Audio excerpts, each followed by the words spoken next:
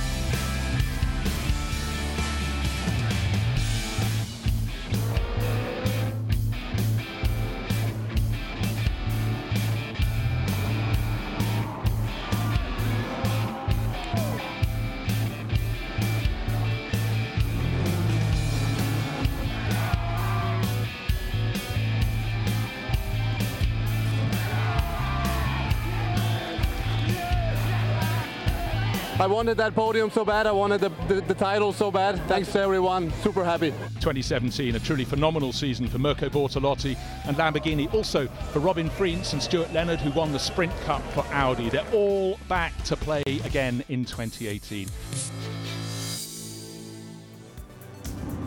Let's hear first from Michel Bronicheski, former Pro-Am champion, coming back again to bid for more glory. Yeah, new season, new chances. Of course, came here with the pleasure because championship is very nice, high level, and of course we'll do our best to be as well on the front. Emil Frey Racing has been a staunch supporter of the Blancpain series over the years, but this year the Jaguar has been moved aside and the Lexus is the new manufacturer on the block. Let's see what it can do. But first, let's hear from Christian Klein. It's a car that you sit in and you get straight away, you feel comfortable. It's very easy to get used to. It's obviously new to us in a way because we haven't been running it with Pirelli tires, so that changes everything. So setup-wise and everything, we still have to learn quite a lot. And that's what we also felt in the first day here in Zolder.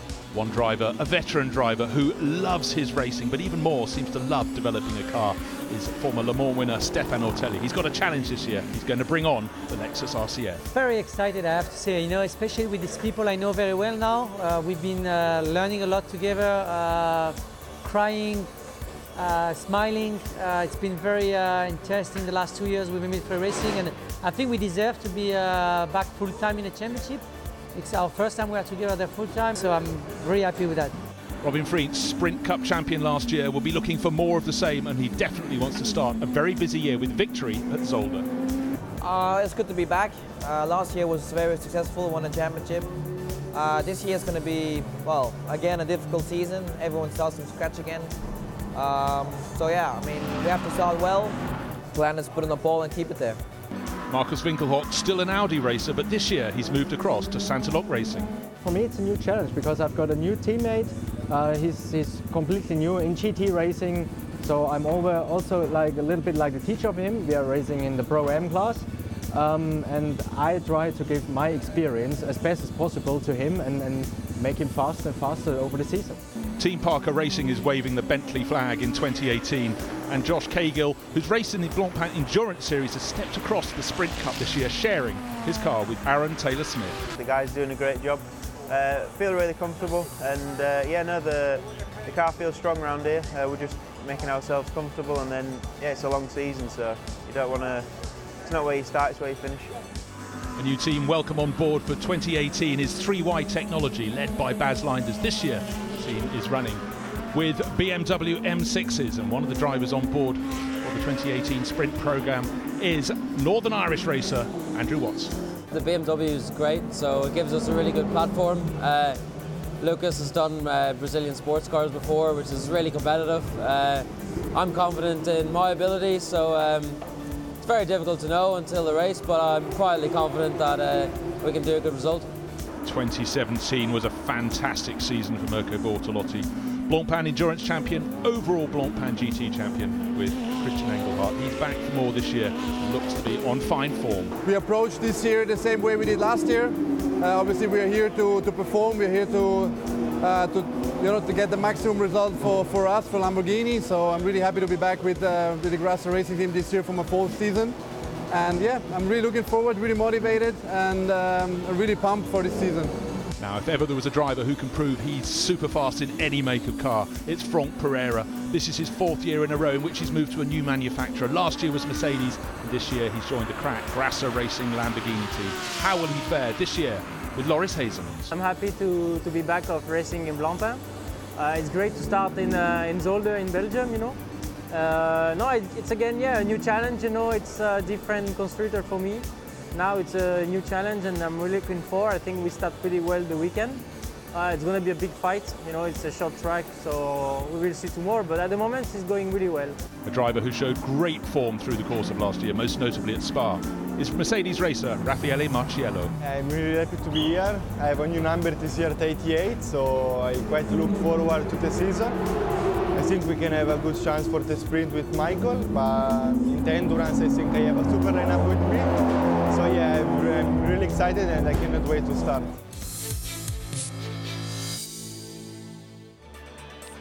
The grid is gaining colour for the first race of the first round of the 2018 Blancpain GT Series, the Sprint Cup here at ZOLDER. A tight flowing circuit, as you can see, again, 2 chicanes followed by 2 more to complete the lap, 4 kilometres precisely in length, 16 turns. So let's take a look at the grid graphic. Dries Vanthoor, the top driver in each of these pairings. The number 1 driver was the driver who went out in the qualifying session, number 1, which defined the grid, sorted the grid. There they are going through the Thierry Boutsen chicane. The first chicane's up over the rise as they get their last sighting lap before they form back up on the grid. And we should be having a rolling start, but the field coming around. Perfect conditions here. Great to have the Lexuses on board for this season. Got so many young pairings who can contest the Silver Cup. Drivers in the garage waiting for their turns. They're tipping on their toes as well, full of nerves. Looks as though Dries Vanthoor's got the nose ahead as they accelerate over the line. Looks as though Alex Riberas in 3rd place, maybe about to depose Christian Engelhardt on the run down to the first corner. Engelhardt tucks into 2nd place, challenged up the inside by Riberas, but now I think advantage for the number 4. Oh dear, the better placed of the Lexuses. Welcome to the Blancpain GT Series, has been muscled out of the way at turn 1. Only one of the 21 cars got it wrong. He's rejoined the circuit, but for poleman Dries Vanthoor, very good start indeed. Gilles Magnus looks like he might even move into 3rd place, but he's been gobbled up, fallen back to about 5th. And down the pack you can see Raffaele Marciello trying to make progress in the 88 Mercedes. Another run off the circuit at turn 4. And John, we've got the first 2 cars on the grid running 1st and 2nd as they go into the Thierry Boutsen chicane for the first time on the opening lap. There'll be a bit of contact further back. Nico Bastien being pushed wide by Vladimir Ataev. So in fact, Bastien gained the position, and as they come up over the top of the rise, they drop down towards the Gilles Villeneuve chicane. Looks as though our poleman Dries Vanthoor did everything right. So a clean start from the front row of the grid. So that's what we had anticipated, and just allowing everybody to go a little bit more quickly across the line than would have previously been the case has helped stretch the field out. Now, of course, those further back are going to say, well, they gained an on-pair advantage, but it's better to have a clean start, everybody making it through turns 1 and 2 without contact, and then getting stuck into this 1 hour race. Well, 58 minutes, 40 seconds, well, that's the remaining time. We'll call it an hour, John, but the first two just starting to eke out a bit of an advantage over Ribeiras. And then in fourth place, we've got Stein Stockhorst. Of course, he gained position when Gil Magnus got a little bit shoveled out of the way at the first corner. Not as much as Albert Costa, who we saw running off. Already we've got a potential overtake coming up through that, presumably would be number 82. And Ezekiel Perez Compact, number 19, worked his way past the less experienced Vladimir Atoev. So brilliant qualifying lap from the 35 Mercedes in the hands of the 19-year-old Russian. But now in the cut and thrust, he's learning what the world of GT3 racing is all about. Great running on board with Stefan Otelli. He'd like to be able to get up with the tail of the group, head third gear. Good new graphic down in the bottom right-hand corner of your screen. You can see how fast the acceleration comes in as they go around and through turn 2, turn 3. Those are the Canal Bocht turn, and then the Lucen Bianchi Bocht, and then they come behind the paddock and they go along the flat fairly much up to the first of the chicanes. And looking in 8th position, we've got Vladimir Atoev, lost the position to number 19, Ezekiel Perez Compact, and now he's being challenged very hard indeed by last year's Sprint Cup champion Stuart Leonard. Leonard should be in the correct position, or the better position, as they get up to the Gilles Villeneuve chicane. He'll take a bit of compliance. Oh, he went behind the tyre bale. He certainly did, and cut back over. He didn't gain a position, he lost a position during that, but he also maybe could be pushed back a little bit further by the chasing Mercedes of Nico Jamin. That's number 87, so certainly a torrid baptism in the Blancpain GT Sprint Cup Series for Vladimir Atoev. Let's have another look down to the Gilles Villeneuve chicane, but Leonard was on the inside line and there just wasn't the space. Well, is that a give-up position? It is a give-up. There's just a message come on the screen. So they got on the radio, car 35, Vladimir Atoev, and in fact he's about to lose another position because the Audi tucked in behind, which by our reckoning could be Simon Gachet. Thought while you're moving over the side of your line, I'll try and get past, but the Santilok Audi number 25 there has not managed to do that. He's got one of the Attempto cars tucked in behind him. That's 55, that's Peter Schotthorst. So position had to be swapped back by 35, and that's actually given quite an advantage to Nico Jamin in the red and black Mercedes at the front. Now the SMP example from ASP is possibly holding up that grouping behind. Well, as we look at the damage, then when he went through the gravel, he then caught the edge of the grass, and there we saw, you can see there's a massive big mud spray went up as he rejoined the racetrack, and that's the consequence. It's got into the radiators, into the brake ducts. But when you get that level of mud, it looks more like clay. And watching going around the outside, coming down into the Villeneuve chicane. Change of place, John. Yeah, change of place. Nico Bastian, great move. He got a really good exit from the Thierry Boutsen chicane, went around the outside of Gilles Magnus. Bastian, of course, has raced GT3 cars before for Gilles Magnus in the grey and green Audi, now being pushed very hard by Ezekiel Perez Compact. It's a really, really steep learning curve, but I must say I'm very impressed with the number 3 Audi driver, but he's learning as he goes. Remember, that is one of the Silver Cup Audis, so it is effectively 2 silver-graded drivers, which is a great effort. I mentioned this to Stefan Rattel on the grid. What a great job these two guys have done. Yeah, and Stefan Rattel pointing out that time stands still for no one. There's always a batch of hot youngsters coming in here. The number of 19-year-olds we have. Don't forget, one of them is leading the race, Dries van Tor, and now Ezekiel Perez Compact has said, I've seen how it's done. And so unfortunately, in the half a lap, Gilles Magnus has lost a couple of positions. Yeah. Have a look at the replay of the start. Very tidy on the right-hand side of the screen for our pole sitter. It's the little grouping in behind that are going to have trouble when they get down in about the middle order of the grid. First 2, first 3, first 4, fine. Look for the Lexus just on the left-hand side of your screen. Oh, he's run over into the gravel. And that's the moment he's about to, yep, it's the moment. The gravel was fine, the wet grass on the outside, not so good. Now the battle for second place is really hotting up. It was 1.1 seconds between them last time around, between Engelhardt, 0.8 of a second now back to Ribeiras in the number 1 Audi. So a really, really good drive from Ribeiras. Yes, I mean, he has got his head down. Remember, he's running in now, the dirty air, the wash coming off the back of the Lamborghini. We're riding on board with Christian Engelhardt. He'll have Mirko Bortolotti, who will presumably already be bouncing up and down from foot to foot in the pit lane, waiting to take it over. But there's such a strong pairing. You see, working hard on the wheel, just making a small correction as he went through the middle, through turn 9, then now through turn 11. As the first of the Lexus makes its way in, as does the Ferrari. The important thing there, John, I was about to suggest, if you're going to put your quicker driver in, bring it in early. We know Piti Bioron-Bakti, as much as he picks up his pace, Carlo Van Dam is a quicker driver. He's come in, but the red Ferrari behind the yellow and blue Ferrari is right up his up his tail. That's the battle for Pro-Am honours. And we've got Michel Bronicheski coming to hand over to Giacomo Piccini. They are teammates, effectively. One's the TP12 team with Kessel Racing, and the red one is just Kessel Racing. You see Piccini running across the red Ferrari, and Dutch racer Carlo van Dam, who's done so much of his racing in the Far East, hopping on board the lurid and I think wonderful livery of the TP12 Ferrari. They need more sort of that's a commercial paint scheme, but it just looks sensational.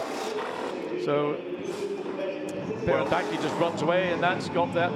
So the two Ferraris, nothing lost, nothing gained. Absolutely even Stevens there. In they came first and second in the Pro-Am class, but they're separated. But the Lexus, the remaining Lexus, has pulled them to its path. Yeah, the second place car is in. So we've got Christian Engelhardt and Riberos coming in as well. So that's second and third have opted to come in. Dries van Vooren will have all that pressure released from him. He's not going to have to think about what's happening behind me, because in second place now will be Nico Bastian, and he is some 14.7 seconds behind the lead Audi. So all Dries van Vooren has got to do is just make his marks and just ensure that he can use as much of what is left in him, and also in the Pirelli tyres. Well, great speed by the mechanics of Grasser Racing Team. Almost looked as though they'd forgot to run out there. They whizzed out, skidded around, put the got into position for the front left tyre, now putting the front right. That was very tidy. Leonard in the yellow flashed. Audi, don't forget, he was champion last year. The shorter figure of Robbie Freets waiting to put his little seat insert in. You can see the other insert being thrown over the top of the car into the pit garage by Stuart Leonard as he tried to get out of the way as quickly as possible. And there is that number 17 car. Don't forget this Robbie Freets won here 3 years ago, 2015, with Lawrence Last time Robin Freets didn't get it fired up quite as quickly as I'd have expected. Laid a lot of rubber. You could see the blue smoke coming from the rear of the 17 car, but now behind the wheel, and he just needs to get his head calmed down. And Dries van Toor, one more lap for him, and he came in, just got caught in behind the now Claude Gosselin, Pierre Filioni Lamborghini, which he didn't want to do, but it was only as he approached the pit lane. Very little lost time there. Nico Bastian goes on for one more lap. Ezekiel Perez Compact brings the 19 Lamborghini in. There won't be another Lamborghini in there unless the sister car is in behind. And of course, Engelhardt has handed to Bortolotti. The pit stop for the race leader was more or less dictated by that of the 63 Lamborghini. Once your principal challenger makes a pit stop, you've got to cover him. So as much as he had natural speed and pace, by bringing the car in, and he's going to hand it over to Will Stevens, a fresh set of rubber. There's the car that was the challenger with Mirko Bortolotti. So it's going to be, I think, pretty close. Bortolotti coming up to the final two corners and at race pace, and they're still getting the driver change completed. The belts are still big. Well, this looks like not one of the better efforts, unless I'm mistaken. So the Audi is rolling down the pit lane. Where is the Lamborghini? There it is, coming into view, and I think this is going to be Mirko Bortolotti taking the lead. It could well be. It's a very, very long pit exit. It goes round behind that massive gravel trap. Will we see them coming from left of screen? They're going to be almost side by side. Whose nose is in front? It's Bortolotti's. Well, there we are. He was 2 seconds down, 2.3 seconds. Got it back to 2. Made the pit stop. Engelhardt handed over. Really clears the stop. So the fact I saw the mechanics skidding out to get to the front of that car means they gained a half second or so for the front, maybe a bit 2 for the back, and the position has changed. Trademark lack of blinking, and he knew it was going to be tight when he came out at turn 2. And the key to what Mirko Bortolotti has done is he's actually, well, he had originally just got the fastest race lap. That's now been trumped by the 66 attempt to racing. Kevin van der Linde has done a 130.9 in his first flying lap, and that is a pretty impressive lap. Kevin van der Linde currently in 8th place, carrying shed loads of pace. Michael Meadows comes in to hand over to Raffaele Marcello. It hasn't been the race. This was the fastest car in the second free practice session yesterday. It hasn't been a dream run for them, but look how tight it is. Robin Freets really starting to push the number 19. That was the Perez Compact car. It's now in the hands of Andrea Caldarelli. Surely it's not still out there. No, it should have changed over. They haven't flipped the transponder. Robin Freets trying to get himself in the position to think about a move down the inside, but covered by the Audi. Now goes wide, hoping to make the undercut as the Lamborghini runs wide. And he can think about going down the inside, but he's not sufficiently far alongside the 19 Lamborghini to make that move. So Andrea Caldarelli covered those 2 corners, potentially dangerous corners. Again, under the rear wing of the Lamborghini. It's easy for the Lamborghini to cover the inside. There he goes down again. Freed is forced to go the long way around. Again, trying to make the undercut, but the gap as they go into the corner and they come out virtually stays the same. Up the inside, whoa! Now that was a late cut and a late move, and that definitely caught the lamp. Look at that, Van Sanvos and Thierry Tassa. Did they like that? They liked it a bunch. They might be on the pit wall. They are both ex-racers, still racers through and through, and that was just brilliant. Two Mercedes together, and they've got one of the Sandslock Audis tucked in behind. It's Christopher Haas in the 25 car, taken over from Simon Gachet, fancies his way back, getting past one Mercedes, tricky, big, bruising cars, but to pass two, not easy at all, particularly at Zolder. When you get two Mercedes AMG GT3s side by side, there is no racetrack left. These are physically large cars, and you think on screen, well, that looks like a car I drive on the road, but actually the GT3 version has, now we're getting a bit of a battle coming down. Can they swoop around the outside? It's going to be 87 that does it, goes round the outside, great pass. Driver not going well at the moment is Franck Pereira, down in 15th place overall. Just seeing the graphic up on the screen. So in the third of the Grasser Racing Lamborghinis, something ain't quite right, because he's lapping, well, traffic will slow him down back down there, but he's in the 1 minute 32s. The quick drivers 1 minute 31, so the very quick in the 1 minute 30s. Yeah, that one lap from Friens and a single lap also from Kelvin van der Linde. Looks down the inside, and that was a strong move from Marcello Raffaelli. He put the, but really, I mean, he got himself in the position, and of course, once he was there, then the Audi had to move away and allow track, so change on the end of the lap. And you watch again, just Marcello gets the run, Haas goes over to the right to give himself a, he maybe didn't appreciate just where the Mercedes was, and then he turned away from the corner, from the apex, and had to give space. And unusual for a driver of that quality and experience to be caught out and not have maybe a greater sense of track awareness. So, engine cover off for Franck Pereira, so his Lamborghini baptism, at least in terms of the Blancpain series, not going the way he wanted. Yeah, and they're looking around in the engine bay, and I suspect there's a message going to shut it down.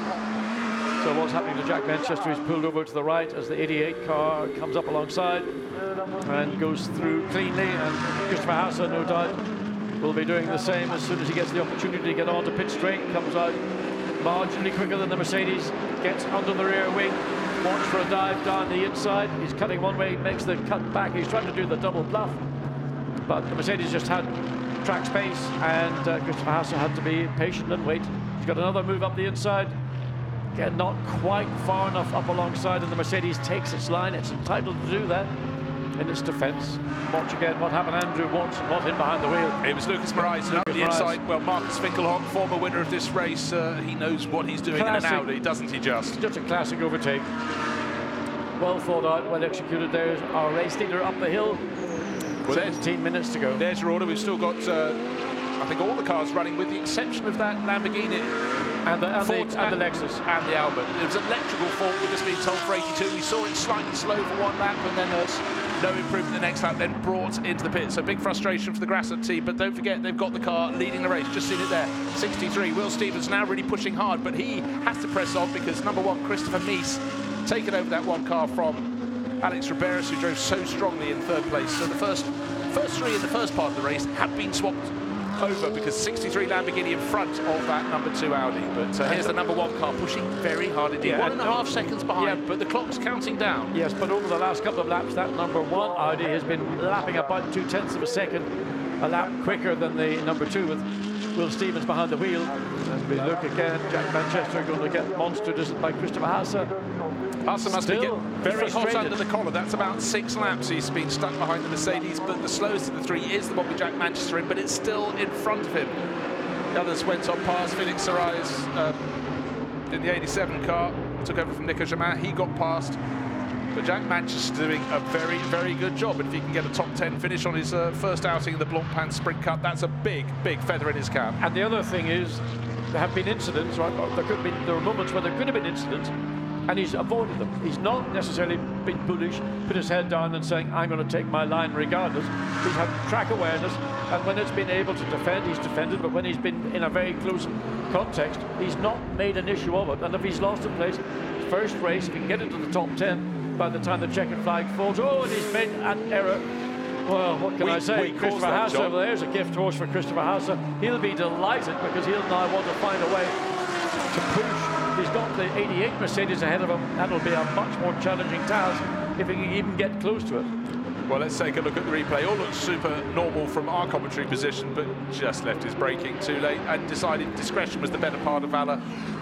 Mirko Bortolotti leading by 4.5 seconds. There he is going out of the Villeneuve chicane and into the Terlamen-Boch beyond, but what is going to be the number on the door and the bonnet of the Audi that comes home in second place? Will it still be number 2 with Will Stevens on board, or will it be the number 1 of Christopher Mies? He's certainly doing absolutely everything in his power. Better start to that lap there by Will Stevens. He's taken a 1/10 of a second back, but his advantage just 0.7 of a second.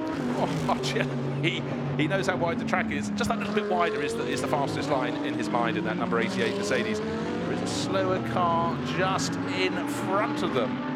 In fact, it's not so much as well. I'm just trying to see. They are running in 8th and 9th positions. Next car up the track. So they've got the Lamborghini that was in for a pit stop back out onto the circuit. That's the Lamborghini. So the place changed as I quickly looked at the timing screen. Raffaele Marciello just says, oh, now is the time as we're catching that. Yes, it is the 82 Lamborghini back onto the circuit. That was the one that had the electrical problem. Moments of inattention there from Raffaele Marciello. Let's take a look. This is a place where we had the move earlier. Again, it's just Raffaele Marciello doesn't take no for an answer. He gained a place going past, I think, Jack Manchester there early in the race, then clouted the chicane on the exit, but the job was done. This is the final lap. There is the second place Will Stevens behind him, right on his tail. It's come down to next to nothing all over again is Christopher Mies, but I cannot see with a little bit of traffic up ahead that they will be able to change the order. Will Stevens should be able to hang on to second position. That was in the car that started from pole in the hands of Dries van Tor. So first to second, maybe disappointing, but still it's useful points in the pot in the opening round of the 10 races in the 5 rounds of the Sprint Cup, the Blancpain Sprint Cup. But the first victory of the season will go to the driver of the orange and green 63 Lamborghini. It's Mirko Bortolotti. Brilliant start by Christian Engelhardt. Sensational outlap after the pit stop for Bortolotti. That earned victory over the number 2 Audi and the number 1 Audi, 2nd and 3rd behind. And Kelvin van der Linde got closer and closer to finish in 4th place. 6th will be, well, 5th will be Robin Frietz in the number 17 Audi. 6th place there, coming out of the final corner, Andrea Caldarelli. Then the top finisher in the Silver Cup class should be Alessio Picariello. There is the driver who's coming around behind Picariello. Picariello just crossing the start-finish line ahead of one of the tail enders, and there is the driver who monsters his way up the order, up into 8th place. Christian opening the door to assist this year's first race co-winner. They have a lot of winners under their belts, and that's Mirko Bortolotti. The sun is shining, the smiles are wide, and they know how to win, don't they? Bortolotti and Engelhardt, what a formidable pair. But let's go down to Parc Fermé, because our man John Watty, he's been quick on his feet, he's down in the pit lane, and he's joining Engelhardt and Bortolotti. Christian saying what a great pit stop you had, but ultimately, to me, your outlap is what gave you the win. It was all together. It was Christian's job in the first stint. Good pit stop from the guys, a really quick one, and then I really managed to have a good outlap, nailed it, and had a really good run. So yeah, came out. I think Stevens came out of the pits alongside me. It was just that bit enough to be in front and to take a very important, nice first victory here. Last year ZOLDER beat us. This year we got revenge. Good job, guys. Well done. So there is the finishing order. 63 Lamborghini, Engelhardt and Bortolotti. First by 3.5 seconds or thereabouts from Dries van Tor and Will Stevens. Alex Riberas, watch that name. Very impressive debut. Finished 3rd with Christopher Mies. Staying shot horse, Kelvin van der Linde really started closing in towards the end. So we've got other challengers in the Audi camp as well. That's from Attempto Racing. So they've done very well since crossing from Lamborghini. I'm sure these positions will change a lot through the course of the season. Very, very close at the top. Top 3 covered by approximately 4 seconds after an hour of racing, showing how the balance of performance works very, very well indeed. It's an exact and very clever science. Will Stevens, I think, actually is quietly satisfied with 2nd place here, whispering in the ear of local driver. He was a winner last year when he was paired with Markus Winkelhock, but this time around with Dries van Tor didn't quite come good, but one of many trophies for the Lamborghini crew there, for Grasser Racing Team, for Mirko Bortolotti and Christian Engelhardt. They'll hold their trophies aloft. So there we have, the fizz is unleashed, and they've laid down the markers, taken the first haul of points for 2018 for the Sprint Cup.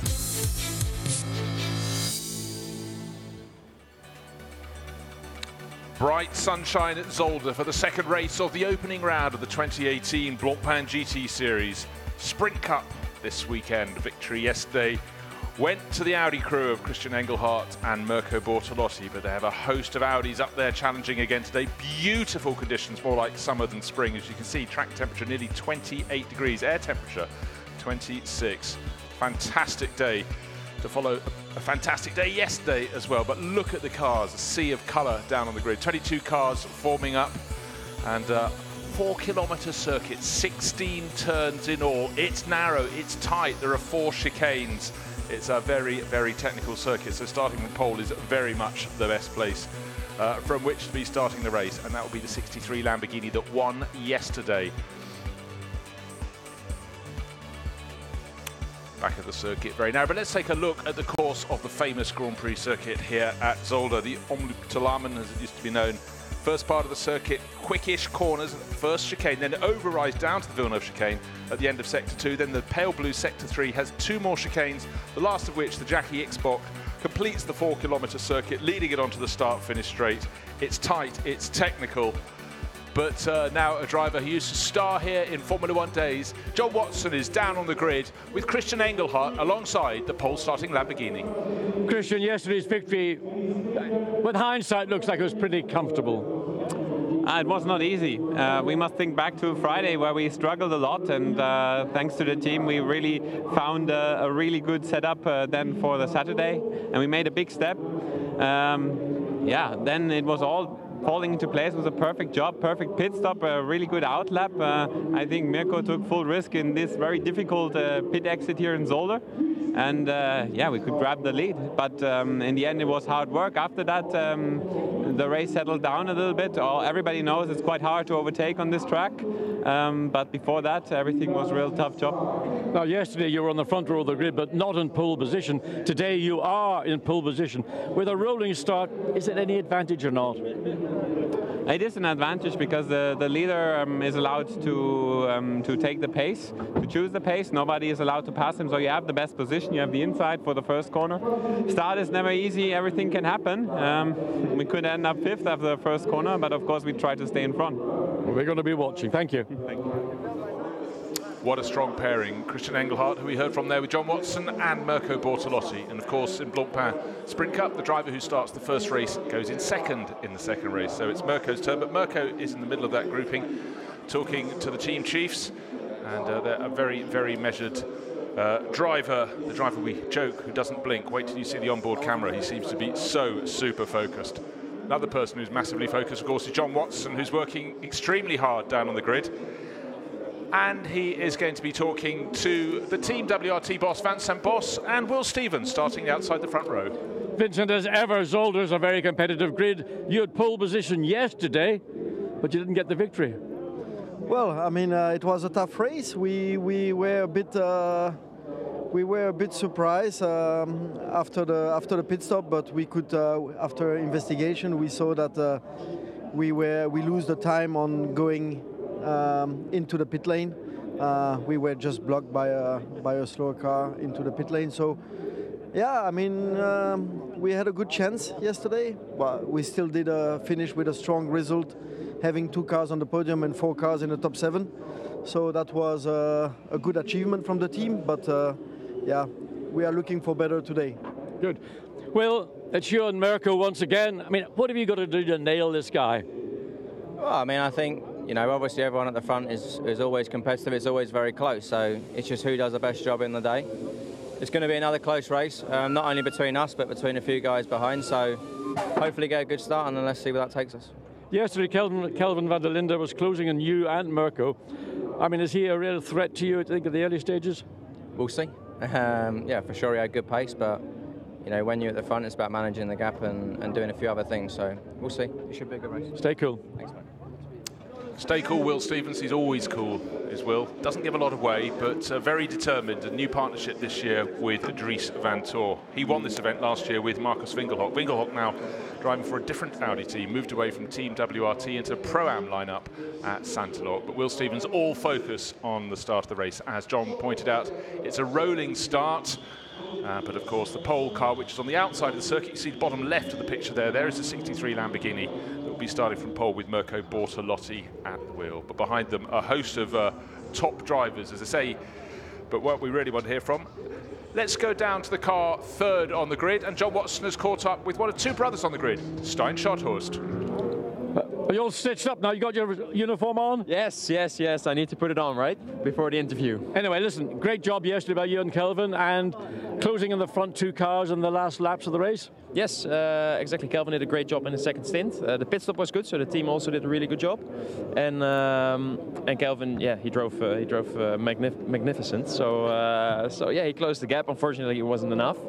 But I guess for the first race and the first race for Attempto with the Audi, we did a very good job, and we can build from here. Better grid position today. Can you do anything into, well, not turn one, but certainly in the first stint? Well, I think we can actually, yeah. I'm sure we have a good pace. Kelvin is a very good driver, and he's ready and pumped up, and so am I. So I tell you what, you are ever pumped up. You're like, 100 feet above me. Yeah, exactly. No, but we'll be pushing for sure, and I'm sure the first lap will be very interesting and exciting, and I hope we can go forward. It's the only place we look forward. Good man. See you later. Thank you. Thank you. Stein Schotthorst, very positive there, and it's really worth pointing out, as Stein did, this is the first season for Attempto Racing with the Audi, and they're up there mixing with Team WRT. You cannot give them a higher accolade than that. Wonderful sights down on the grid, starting to be cleared. There is the pole sitting 63 Lamborghini, running in the traditional Grasser Racing Team bright green, and helped by having the huge orange flash up over the roof. Helps us commentators, helps you fans around the world, but you tend to find that 63 right at the sharp end of the grid. There is the 63 Attempto Racing Audi. Could see a new team mixing it at the front, and in behind the 88 Mercedes, one of my favourites, I must say. I just love that metallic dark blue livery. That will be started by Raffaele Marciello, who was the key overtaker in the second half of the race. But let's go across the car on the outside of the second row. The Thai racer, down with John, Piti Virambhakti. Piti, you don't expect to see a Pro-Am car on the second row of the grid. Why are you here? The setup was great, and Carlo did a great job on qualifying Q2, and we are on the second row. So what have you told Carlos to do then? Just get stuck in and do the best? So just drive your own pace, do your own job. We are in the Pro-Am class, and let's fight for the Pro-Am class. That's your focus, not actually overall, it's the winning the Pro-Am? No. Winning the Pro-Am class is my job. That's what you're here to do. Good man, We'll see you later. Thank you. Thank you. And Piti drives one of the best looking cars on the grid. Look at it, what a fantastic livery on the Singer-sponsored TP12. Ferrari entered by Kessel Racing, the sister car, the red one, just on the left-hand side of the screen, effectively 3 rows further behind. There's a Lamborghini and another one of the WRT Audis. That's the number 1 car. Further back, but you have to look somewhat further back. Right-hand side of the screen, grey Audi with the yellow flashes was fastest in qualifying, but has ended up starting on the outside, the inside of the 6th row, because the driver, Robin Freitz, adjudged to have moved the cone on the Villeneuve chicane, not only gaining an advantage, but it led to the session being red flagged, and that stopped some of the rivals from getting their best laps in, so he got penalised, having his best time taken away. So look for a charge from Robin Freitz. So Bortolotti starting on pole, Will Stevens alongside in the number 2 Audi, then Kelvin van der Linde, 66 Audi, and Carlo Van Dam in the yellow and blue Ferrari on the left of your screen. Row 3, the blue Mercedes, Raffaele Marciello on the right, and Franck Pereira, 4 years, 4 different manufacturers. He is now in the 82 Lamborghini. That had an electrical problem yesterday, looking for better today. Sansalot Racing, Christopher Haas, his Audi on the right-hand side. On the left, Christopher Mies, the number 1 Audi from Belgian Audi Club, Team WRT. Then we move back to Andrea Caldarelli, the 19 Lamborghini, alongside the second of the Pro-Am starters, which is Giacomo Piccini in the number 11 Kessel Racing Ferrari. Then comes Robin Freitz, put back from pole all the way to row 6 in the number 17 Audi. He's an overtaker par excellence. Look for a charge from him. Alongside he has Marcus Winkelhoff for Sansalot Racing. Then Alessio Picardiello, the young Belgian car, that number 3 crew, very, very promising, alongside the second Attempto car. Mercedes on the right, number 35, very late entry to the championship for 2 young Russian single-seater racers, and certainly Vladimir Atoev yesterday was very impressive indeed. The grid goes all the way back to the BMW on the right-hand side at the rear, 3 Wide Technologies, Lucas Morais, and the Gallardo REX, the Rex, Pierre Felioni, the only entrant alongside his teammate Claude-Yves Gosselin in the AM class. 22 cars up, lined 2 by 2 through 11 rows, and they will be setting off any moment now for their formation lap, and they will come back round, and providing they're in accurate grid order, 2 by 2 side by side as they come out of the final chicane. The lights will be thrown to green for our rolling start. Yesterday was an absolute cracker. One car dipped its toe, and then the other 3 toes as well, all 4 wheels into the dirt, and that was the number 14 entry for Memel Fry Lexus Racing. Sustained damage, and that really costed its run, but great to have those 2 new Lexuses in the race. There is the 14 car with the sister car 114 behind. And it's going to take them a while, but they're determined. They spent years developing a Jaguar. Now they've got their teeth into the Lexus world, so expect good things later in the season. Mirko Bortolotti starting from pole, alongside Will Stevens. Lamborghini ahead of Audi. Then it's Audi ahead of Ferrari. The best of the Pro-Am cars started by Carlo Van Dam alongside Kelvin van der Linde. Raffaele Marciello and Frank Pereira. Mercedes and Lamborghini on row 3. Then Christopher Haase and Christopher Mies, a pair of different liveried Audis on row 4. Andrea Caldarelli and the second Pro-Am entry of Giacomo Piccini from Kessel Racing. And then Robin Freitz fired up at the best of times, and this might be the worst of times, starting on row 6. He had qualified first, don't forget that. Gilles Magnus, Alessio Picariello, 2 young Belgians who have shown a great deal of promise in the Silver Cup class. And on comes the field. The one Bentley in the field. Aaron Taylor-Smith will start that alongside Norbert Siedler in the blue liveried Lexus. Then Felix Arayes and newcomer Jack Manchester in the number 90 Mercedes. And the last row, the BMW of Lucas Morais and Pierre Felioni in the somewhat outdated now Lamborghini Gallardo REX, which they're running in the AM class. I think this field will grow through the course of the year. Great to have the Lexuses on board, but we have, as it is, 7 different manufacturers, 8 different sorts of car out on the grid. But numerically, it's Audis with 8 ahead of the 4 Mercedes and the 3 Lamborghinis from Grasser Racing Team that are the predominant makes and colours out on the grid. But it's the green and orange Lamborghini, number 63, yesterday's winner, with Mirko Bortolotti on board. This time he takes the rolling start, and I welcome John Watson, who's made, this is the Sprint Cup, and he has just sprinted from the grid up over the bridge and made it to the commentary position just in time. John, fantastic job there. Well, thank you very much, but again, just going back to the grid, really warm as it was 24 hours ago. The big advantage, of course, goes to the 63 Lamborghini on that pole position. The rolling start, and they're rolling. They absolutely are. 2 by 2, they come around. The lights haven't gone green yet, waiting for the takeoff. Will Stevens has got his nose well in front. Now Mirko Bortolotti gets his nose in front on the start-finish line. It looks as though Kelvin van der Linde's coming through into second place. We really fancied his chances yesterday. And somebody who's made a huge gain there is the blue Mercedes of Raffaele Marciello up into 4th place. I think we've had some contact midfield. Certainly the Kessel Racing Ferrari seems to be in the thick of it, as is Christopher Haase, who got shoved back a bit in his Santalot Racing Audi. Oh yes, I'm so glad we've got an onboard camera in the 88 Mercedes. This is the car that does the hunting, not just the hunting, John, but yesterday we saw into the final chicane, not once, but twice. Some massively bold passing moves from Marciello. And he's going to try that again. He's got the Lamborghini just directly ahead to number 19. And that's going to be a handful to get past Andrea Caldarelli. You can see again in the exit of 4, just way down the bottom of the screen. Contact again with the red, the Piccini Ferrari, and with one of the Audis going into and front damage, yes, left front damage. So that's a tired bodywork. Yeah, that's number 1. The number 1 Audi started by Christopher Mies. So unfortunately, when you're in the midfield, things happen, and certainly they happened to the Audi. And I think one of the Lexuses, the dark blue one, Ferrari in trouble. It's finally cut its left rear tire. They had 2 contacts on the opening lap, and that's the consequence. Left rear has been slit or cut by that contact bodywork. So the Ferrari team, the Kessel team, now running into the pit lane to try and get that car serviced and turned around. Well, very unfortunate, but quick camera work to get a camera in the garage to catch the mechanics going out. That is limping home. So the Pro-Am on is very much in the favour of the yellow and blue Ferrari that's running in 5th place. Carlo Van Dam at the wheel. Tiny start from Mirko Bortolotti. It looked as though Will Stevens had got a fly, but he's got a bit of bodywork flapping on the front. So at the end of the opening lap, it's Bortolotti by 0.7 of a second. Will Stevens in 3rd place after that great start from Kelvin van der Linde. Looking to see who's making the move. Certainly number 3 picking up, Alessio Picariello, but where is Robin Fritz at 17? He's up to 7. Don't forget he started on the 6th row. So we've got a camera facing forward in his car. I think we'll go to that very soon. Well, I'd love to see his face. Here it is. There we are, looking forward indeed. And this will be the man who had the, I can assure you, the longest face, the angriest face in the pit lane yesterday when he was advised of the penalty, and he had to go all the way back to the 6th row of the grid, but he certainly made a great start up into 7th place.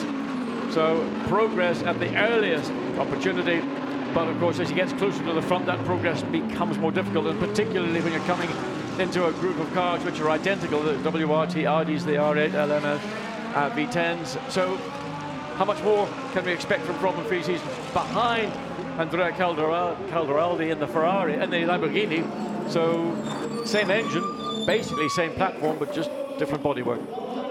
Well, you can never really afford a puncture in a race, but in a 1 hour sprint race, it really wrecks your chance. And the 82 car in as well, so really... Frank Pereira. Frank Pereira, he's changed team. He started 5th on the grid, 6th on the grid, I beg your pardon, and clearly got caught up that bunching just behind the first few. He too's picked up damage. Now 17, Robin Friese is right under the tail of the bright green Lamborghini, just behind the yellow-blue Ferrari, but it's the Robin Friese charge on the way. We saw that fantastic move into turn 2 yesterday when passing, I think, the same driver. It was Caldarelli, wasn't it? Well, he certainly wasn't able to think about making any manoeuvre going into turn 1, but he's a little bit closer on the exit. Again, looking to stick the nose of the Audi up the inside, but again, you've got to be much further in position, track position, to make that one stick. Again, the Lamborghini on the throttle a little bit earlier, gets the drive out through turn 3 and then down into turn 4. Not much option there as well. Number 1, that's a Christopher Mies car. Will Stevens currently in the number 2 car, currently in 3rd place. Yeah, lost that position at the start. In fact, it almost looks like he started to jump the start because he got his nose in front of the pole starts before the start-finish line, backed off, and that loss of momentum cost him when they got to turn 1. Yeah, I mean, the control of the start is with the pole sitter, and it's really in his hands as to the pace that he dictates once he leaves the final corner onto pit straight, and maybe that was a little bit of clever manoeuvring by the Lamborghini, Mirko Bortolotti, and that forced Will Stevens to back out of it, and that then meant, as you pointed out, Bruce caused him to lose his momentum. That gave Kelvin van der Linde the opportunity to get ahead, and he's now 1.2 seconds ahead of Will Stevens in 3rd place. Right, how sweet do these Pirelli tyres stay, and for how long? Because certainly Robin Friese is desperate to get past that Lamborghini up in front of him. Andrea Caldarelli holding on, not exactly hanging back from the car in front of him as well. He's in 6th place, Franks still in 7th. Don't forget, he started in 11th place. Gap between 1st and 2nd, 1.5 seconds now, as the fastest lap of the race set by the race leader, Mirko Bortolotti. Getting very tight midfield. Looks like it's that Christopher Haas trying to get past, yes it is, trying to get past Alessio Cariello. Haas lost out a little bit over the first few corners, not as much of course as... He certainly showed the nose and indicated, I'm about to take the inside line, but that was a very quickly shut door, and very wisely Christopher Haas got out of the throttle. Otherwise there would have been an impact between the left front and the right rear of those two Audis. Time and time again we see cars running just that little bit wide out of turn 4, kicking up the dirt from the gravel trap. Now it's tightening up again midfield. There's Picariello, number 3, just behind Winkelhock. Great start eventually, as we found out, for Mirko Bortolotti. Maybe he did just go on the power and come off, who knows, but he got into 1st position as they went down to turn 1. Here is a replay at the start. As they crossed the start-finish line, his nose was back in front, as it should be. What we actually missed was what happened coming out of the corner, because Will Stevens clearly got ahead of the Lamborghini, and then he backed out of it. Then you can see contact with the Ferrari. One of the Audis coming out of turn 1, that was on the right rear, but the Ferrari in the end had contact on the left rear. And look at the action going down out of turn 1 into turn 2. Yeah, well, in fact, it's great we've got a camera on board with Robin Friese. Did very well to stay out of it. Looking at the grouping. How sideways? Well, that was Frank Pereira trying to go up the inside of Christopher Mies. We saw one of the other Santalok Audis going for a rodeo ride across the infield. That's the one with Marcus Winkelhock on board, so it's hardly surprising we have at least 2 cars that had to come in for punctures, and the Kessel Racing red Ferrari got clattered not once but twice around the opening. Yes, it did. So let's look and see as once again Christopher Mies.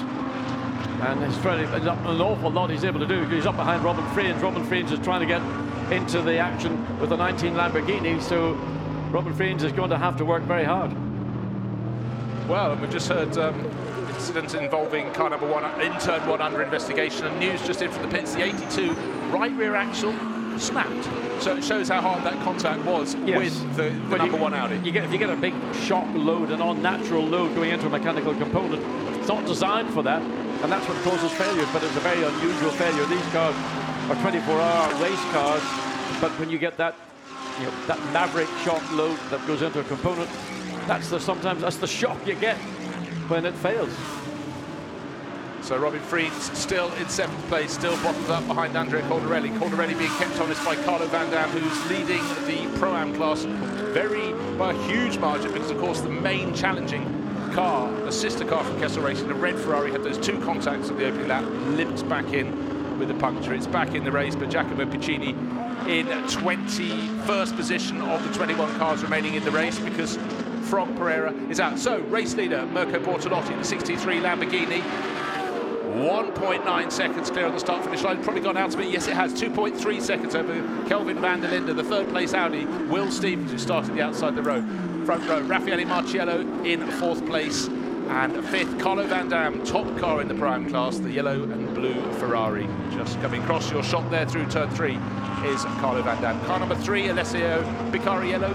Very late entry for this race for Belgium Club Team Audi Club Team WRT, and he's being pushed very, very hard indeed by Christopher Haas, who really, really knows how to throw an Audi around the circuit. They've also just, in the Pro-Am category, got Marcus Winkelhock in 9th place, keeping Christopher Mies on his toes, as is the case if you've got 6 WRT Audis or Santa-Lock WRT Audis, all identical performance. And Robin Friens, his progress, he made that great progress on that opening lap, got up behind the number 19 Lamborghini, and he has stalled out. And the more frustration he illustrates in trying to force Caldarelli into an error, the more likely he is to do himself not a great deal of good. I was just about to say, what I would like to see is a ride with Raffaele Marciello. He's in 4th place, he's right on the tail of Will Stevens, and he showed yesterday he is not a driver who minds overtaking. Where does he like overtaking? Into this next corner, which is the final chicane. Is he close enough this time? No. But he is going to just work away at Will Stevens. But Marciello is one of those drivers who is a racer, not just a driver, and he likes overtaking, and he's good at overtaking. But of course, you can see the acceleration off the final corner. The Audi opens up the gap. Then when you get into the braking zone, the gap will close down again. There's that seesaw effect that's very frustrating for a driver, because you're trying to build your own momentum, but you're not being really given the opportunity. Back on the exit of turn 2 into the sweep of 3. Great 3 is a really great corner. The car really works well through there. Then on the brakes, back down a gear into turn 4.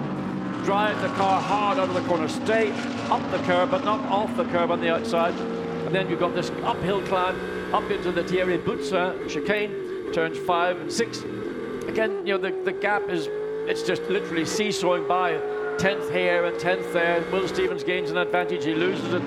Marciello likewise back into the Villeneuve chicane, and a comfortable 2.5 second gap as we look at it here right now to the Lamborghini, to the 66 Audi of Van der Linde. And Kelvin van der Linde must be delighted with that start, where he jumped past Will Stevens' car after Will was slightly compromised by his own too early getaway, got into that 2nd place. He's now got an advantage of nearly 2 seconds over Stevens. He can concentrate on his own pace, keep the tyres sweet, and that's exactly what this young crew from Attempto Racing need. When I spoke to Steen Schothorst on the grid, he was bubbling. He was almost boiling, and he knew and he knows what Kelvin van der Linde is capable of doing, and they used that opportunity, because we believe that Will Stevens did back out of it, because initially he got ahead before the actual start-finish line of the 63 Lamborghini, and that gave van der Linde the opportunity and the momentum to slide down the inside. Well, just looking at that graphic, look how many Audis we have in the top 10. In fact, all but a smattering, but we do have the Ferrari leading the Pro-Am class. There it is in 5th place overall. Carlo Van Dam doing a very, very good job to keep Andrea Caldarelli behind him, but of course Caldarelli always looking in his rearview mirrors in that 19 Lamborghini, because right behind him he's got Robin Friens in the yellow flashed Audi. The Ferrari running in where are they running? 5th place.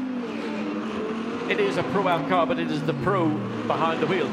Piri Bakti will be behind the wheel of the car after the pit stops, and one would assume that he will then try and consolidate the position that the car will be handed to him at that pit stop round.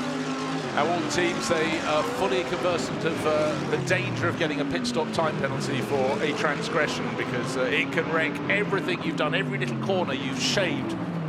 Might as well throw them out the window if you get a drive-through penalty. And just talking about shaving, watching as we come into this Villeneuve chicane, you've got a cone in the first part, then you've got a tyre bale in the second part, so you've got to be careful.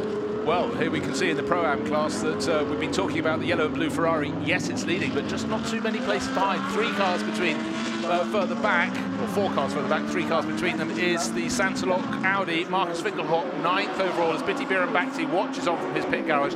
His car is still leading that TP12 Kessel Racing Ferrari, but Winkelhock is starting to wind up the pace, going better and better in the 26 Audi. He's sharing with Niels Stevenhart. Niels, a novice at this level, just stepping up to GT3 racing, so you can be sure that Marcus will do the longest stint he possibly can. Robin Friends gets close yet again, coming into turn 2.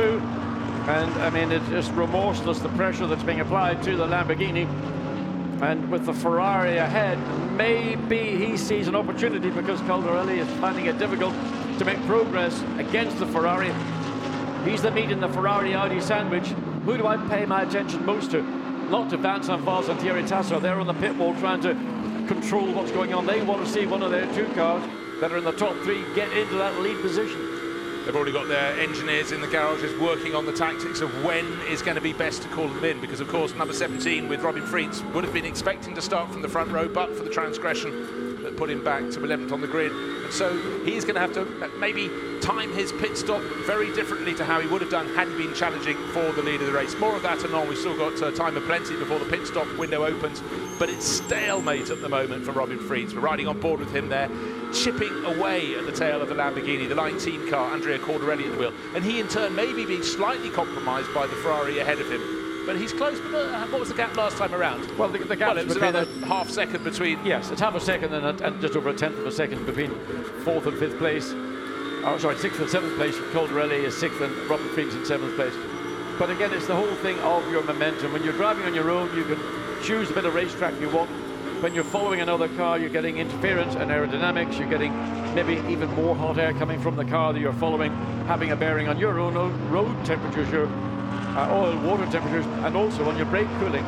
So you're maybe having to make small adjustments to keep all those issues in control, and at the same time think about how am I going to get ahead of the Lamborghini and take that 6th place away. But again, looking at the first 2, disappearing from the lead shot, the closest battle among the top handful of cars is between Will Stevens in 3rd place, trying to hold off the Mercedes, the 88 Mercedes of Raffaele Marciello. Then the next car down the line is the yellow and blue Ferrari leading the Pro-Am class. But just look how easy and comfortable it is for Mirko Bortolotti. Well, it's easy for us to say it's easy because we're up in the commentary box. He's pushing very hard indeed, but he's got Kelvin van der Linde under control, just over 3 seconds behind him, and seems to be totally on top of this race. He is, and we saw that in fact in yesterday's event as well. Once the driver changes occurred and Lamborghini got the benefit of a magnificent pit stop, and we know how good WRT pit stops are, and they realised that they were beat principally, and that pit stop, had Will Stevens gotten out ahead of Mirko Bortolotti, it's highly unlikely the Lamborghini would have taken victory. It would have taken something, I mean, a supreme effort by Mirko Bortolotti to get past Will Stevens. And on a track like Zolder, which a great racetrack, but there are not a huge number of easy overtaking positions, you have to work hard to make them work. One driver who's working very hard at the moment, not yet on your graphic, but will be shortly because he's rising up the order. There he is, Felix Soraya started way down on the penultimate row of the grid, but he's moved up to 12th, so he's gained about 7 places, and he's just getting onto the tail of this pack that has the Ferrari. In fact, the Ferrari just lost its position there. Caldarelli is ahead of Carlo Van Dam. It's just happened. Now Robin Friens has got a different car to chase down. The Pro-Am leader has moved back 1 place. Good news for Winkelhock, that's 1 place closer. There's Winkelhock in the white, red and black car. Let's take a look over the start-finish line. It's still the Ferrari in front, dipping down the inside. Momentary lapse of concentration there from Carlo Van Dam, but very positive move by Andrea Caldarelli. Yeah, I mean, that's a classic, you know, hunt down and get past your opponent. Well thought out by Andrea Caldarelli, and surprisingly, Carlo Van Dam allowed that position to open up, but now Robin Friens is all over the back of the Ferrari likewise. Now maybe there's something with the Ferrari, maybe it overused its tyres in the earlier phases of the race. It just looked to me like Robin Friens could run it down very, very quickly indeed. And what he needs to do now in the course of running down is execute, make that pass, get back onto the tail of the green Lamborghini and get 1 more position in terms of overall positions. And look at that gaggle of Ferraris in behind. The best of the second best of the Audis is Will Stevens, still being pressed by the 88 Mercedes in that battle for 3rd place, but it seems to be absolutely square between them. Half a second every lap. 0.557 of a second last time. What's it this time? 0.397. So the Mercedes eking its way closer, but getting into that dangerous, well, dangerous is only just disruptive air when you get really close to a car in front of you through turn 2. Slightly wide corner line there from Will Stevens. He could afford to have it though, because Marcello wasn't quite close enough to stick his nose up the inside. But interesting, coming out of turn 2, Audi running wider on the exit, trying to really release the car, free it up on the exit to get maximum speed off the corner, whereas the Mercedes didn't need to use so much of the racetrack on the exit, and still is as close to the back of the Audi as it's pretty much been since this race got underway. Again, that rear shot through the cars through the first chicane. Tyres still looking pretty good on them. They've got plenty of grip, but later in the race we do start to see the tails coming around, particularly if they've been a bit late on the brakes. There is that battle for third place. Will Stevens started from the outside of the front row, got a little bit hampered on the run to the first corner. What he really didn't want was that big blue Mercedes in behind him. He definitely wanted to have Kelvin van der Linde behind him, but the South African got ahead on the run to the first corner. And Dries van Tor will be taking over that number 2 Audi, so desperate for a win on home ground. His brother had one here a handful of years ago, 2015, sharing with Robin Friens, but with high hopes for this meeting. To win on home ground, the 19-year-old really has got so many friends and family. Not going to happen just yet. Well, all they can hope for is that when Will Stevens comes in to hand over the number 2 Audi to Dries van Tor, that they have one of those magical pit stops where everything just runs seamlessly. Oh, our good old friend Laurent, the older brother. Probably he'll get on the radio and say, you know, which member of the Van Tor family has won a sprint cup race at Zolder? It's not you, Dries. I thought he might have been down at Paul Ricard going through the tests that are currently done in that part of the world for the future series that Laurent Van Tor is competing in. Exactly so, but maybe didn't think. I think that test wrapped up yesterday, but anyway, maybe he had his session, but he's up here, as he would, just around from the family home. And what a phenomenal racing family the Van Tors are. But right now, the car that Dries will be taking over, circulating in third place. How far down on the race leader? 8.3 seconds, which goes to say, as the Kessel Racing Ferrari back with 4 proper tyres after the punches on the opening lap, picking up positions, going past Jack Manchester in the number 90 Mercedes. All goes to say, though, that you know, if things run per course, no safety cars, this is an out-and-out battle between the 63 Lamborghini and really one of the surprise packages, the 66 Audi.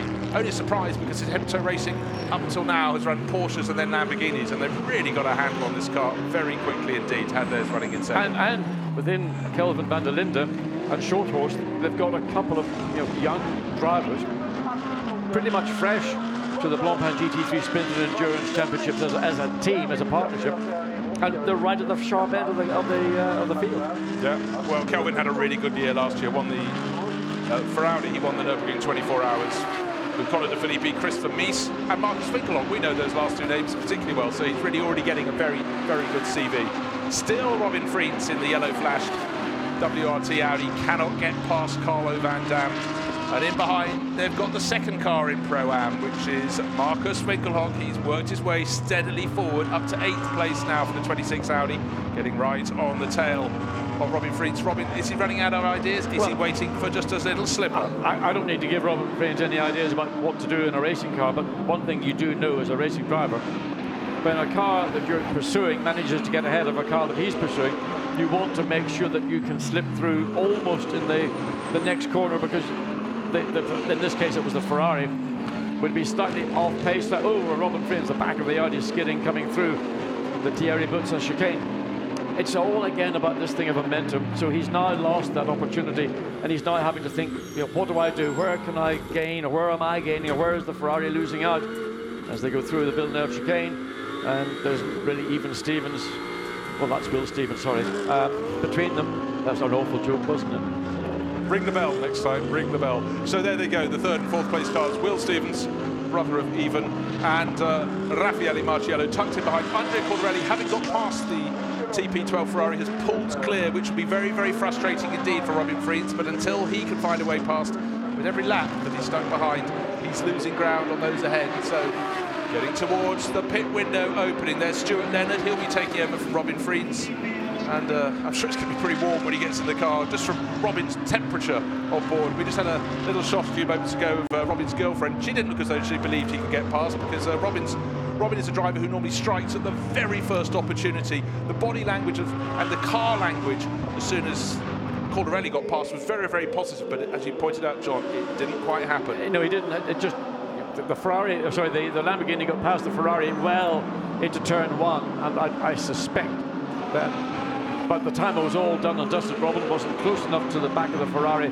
to capitalise on the track position that the Ferrari might have marginally lost during that overtake. So Dries van Voor likewise getting himself prepared for his seat in the number 2 Audi, currently in 3rd place, 3.7 seconds behind Kelvin van der Linde in 2nd, but most importantly 9.8 seconds behind the lead car. This car, the Lamborghini, driven by Mirko Bortolotti, will be handed over to Christian Engelhardt in what, maybe 5 or so minutes. And he doesn't need to come in. Clear air, nobody ahead of him. They can stay out as long as they feel that it's the right thing to do. What we really haven't pointed out, John, in the last handful of laps is Mirko's had the hammer down. He's gained half a second a lap, and the gap last time actually looked at the timing screen, 3.9 seconds, now 6.1. Well, it's a masterclass. Everybody's in the top 6 outside of Bortolotti are running in the middle 1 minute 32s, and Bortolotti's last lap was a 31.9. So effectively he was just 0.6 of a second or so quicker than the field that's following, and if he's able to do that consistently, and he ought to be, because he's, as I say, got clear track, no distractions, no interference with the aerodynamics, cooling will be lovely, comfortable and working in all the right areas. He can just now do what he needs to do and then bring the car in and hand it over to Christian Engelhardt. Right, traffic up ahead, the AM entry, the Lamborghini Gallardo, not so far up the track ahead of this battle for 3rd place. Raffaele Barciello actually slightly further off the tail of Will Stevens. Will look up ahead of him, and in fact that Lamborghini was the one that possibly cost them victory yesterday. That was just in front of Dries van Voor when he was approaching the pit lane to make his pit stop, and they feel that was the difference between them coming out in the lead and 63 Lamborghini. Yeah, but look, I mean, the man who never blinks, we keep always reminding our viewers of, count the seconds between blinks, 1 blink there, now wait until the next one. But what Mirko Bortolotti is able to do is just drive the car and let the car do all the work. Look how gentle, how smooth it looks as it comes through turns 11 and or 12 and 13, 14. The effort that Mirko Bortolotti, physical effort, is putting into the driving is relatively low. Obviously mental concentration very high, and another little blink there. I'm sure he blinked between the laps. Oh, that's 2 blinks, but that's unusual. But all he's doing is just driving the car every lap, extending the gap between 1st and 2nd place, and it is so easy in relative terms for the lead Lamborghini. Well, he just gained 0.8 of a second on that lap alone, so he's 7.8 seconds clear. He's lapping so easily in the 131s. In fact, the cars behind Stevens and Marciello are in the 1 minute 33s, but of course they were slightly interrupted by the Boots and Ginion Lamborghini, and there it is, the Boots and Ginion car keeping out of the way. Caldarelli diving up the inside in the 5th place Lamborghini. First the pit visitors. Oh, but they couldn't get in any earlier. No, they got it with they came in with about 2 seconds into the pit window. And also the Mercedes. Oh, Jack Manchester. I'm going to say Jack Lancaster, Jack Manchester. Well, the same local part of the Northwest. Yeah, so good to see. This was the first of those 2 cars coming in is the Lexus that went into the gravel trap yesterday on the opening lap and suffered overheating damage accordingly. Bodywork pinched in. So the 14 car coming to a standstill still. Christian Klein started, will be handing it over to Albert Costa, who went very well once the car got back on the circuit. But the drive really this weekend, they struggled in practice. The Grasser Lamborghini crew, Christian Engelhardt told you that down on the grid before the race today. Yesterday they really got it wound up, and then today then comes the race leader. When shall I come in? Actually, I'm quite tired. I've blinked twice in the last lap, been caught by the onboard camera. I've got to come in. I'm losing my reputation. I mean, look how quickly he's coming in now. He has to get down to the 50 kilometers per hour at that start finish, at the line and the pit lane. Okay, so 3rd place and 4th place coming in as well. Now, one thing was left out. So the team was also very, very proud of Christian Engelhardt's in-lap yesterday. We talked about the out-lap from Mirko Bortolotti, slick pit stop, but Engelhardt played his role as well. So Engelhardt will be taking over. What's interesting is that WRT have brought in the 3rd place Audi to cover this. So they're leaving out the 2nd place, the 66 Van der Linde car. And now the pit stop begins. Out gets Mirko Bortolotti, in gets Christian Engelhardt, and this is all choreographed, time and time again by the team here at the circuit, even back at their headquarters. Yeah, well, in fact, 3 of the WRT Audis came in on that lap. The only one that stayed out was Will Stevens in the number 2 car, so it's going to be very busy. Kelvin van der Linde now leads the race for Attempto Racing, so the team from Germany really, really starting to shine at this level of racing. So. This is the problem. This is what was at a standstill. Oh, the cones! What have they done with the cones? Oh, Will Stevens. So problem for Christian Engelhardt, but now finally he gets rolling. But okay, there were cones in front of the Audi, the number 2 Audi. Will that be a penalty or not? Well, they brought in 3 of their cars on the same lap. Maybe there simply wasn't space. Why were the cones there? So 2 stumbles. Just bear in mind it was an 8.1 second advantage that Bortolotti had before the pit stops. So where will Engelhardt come back in? Well, I will have to see whether there will be. This could be very, very good for the 66 car, which is coming in now. Kelvin van der Linde. So Stein Schotthorst, he was pumped up before the race when he spoke to him. What's he going to be like on the podium? And because this is very, very possible. The 19 Lamborghini Lightbird just following into the pit lane. No, this is for Stein Schotthorst going to be a big moment, because keep him calm. This car could, assuming it's another smooth pit stop, come out in the lead. And I don't know what happened to the number 2 car, why those cones were where they were, whether it was by the team to delineate where the car needed to stop, but certainly he left the pit lane shoveling them out of the way like a snowplow. I don't think they'll enjoy it. Delay him a lot, but it could be an issue. I think it'll have to be looked at. It may not be an issue, but it's a good stop indeed. Look at the 66 gets down the pit lane. There is the number 2 car. Technically, that's the car that is going to be our lead car when all the pit stops wash through. So he's coming down onto pit straight now, coming across start-finish line. There's the 66, so the 2 cars should get through and out of turn 1. Yes, it's going to be comfortable for. There it is coming through now. 66 car will be coming into view from your left of screen. There it is. The gap between them, 3 seconds. It's not a massive amount. But that's very good work from the Team WRT crew, but quite what those cones are doing. Will they have a role to play later in the race? Drive-through penalty for car number 1 speeding in the pit lane, so that's Christopher Mies. We're showing that with Alex Riberas. Was it on the way in or the way out? But they are down the order at the moment. Almost all the cars have made their pit stop, but for the Attempto Racing crew, we've talked over the years, John, about the pace in the pit stops of Team WRT, also Grasso Racing Team picking up their form, but we haven't really looked at Attempto pit stops because they haven't been running cars at the very front end of the field. Great stint being completed by Felix Sarayas.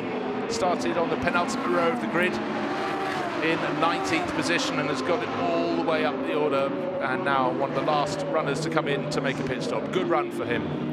He'll be handing over to Nico Jamin, who's come across from quite a few seasons of racing single-seaters. But there is our race leader, Dries van Tor, on home ground. Interestingly, we've got the 2 Pro-Am cars in the lead. It's the 39 Ferrari, Claudio Van Damme, and then Marcus Winkelhock in second place in the Santalon Audi, but they will be coming in.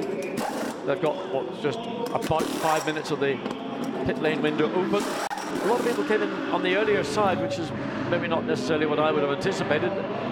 As we see the 87 car getting its service complete, and there is what technically will be our lead car, the number 2 Audi, followed by the 66 Audi. But where will Christian Engelhardt end up in that 63 at the minute? It's way down the field. And who is setting super fast times on the circuit? It's the number 2 Audi, the car in the effective lead, with Dries van Tor so upset that they didn't come away with victory. Yes, they're on the podium. Second place, though, in Dries van Tor's world is not good enough. We'll see how the respective speeds of Stein Schotthorst is, but certainly Dries van Tor has put the hammer down. He's a lap ahead in terms of time back out on the circuit, but on the circuit car itself... 63, sorry, Bruce.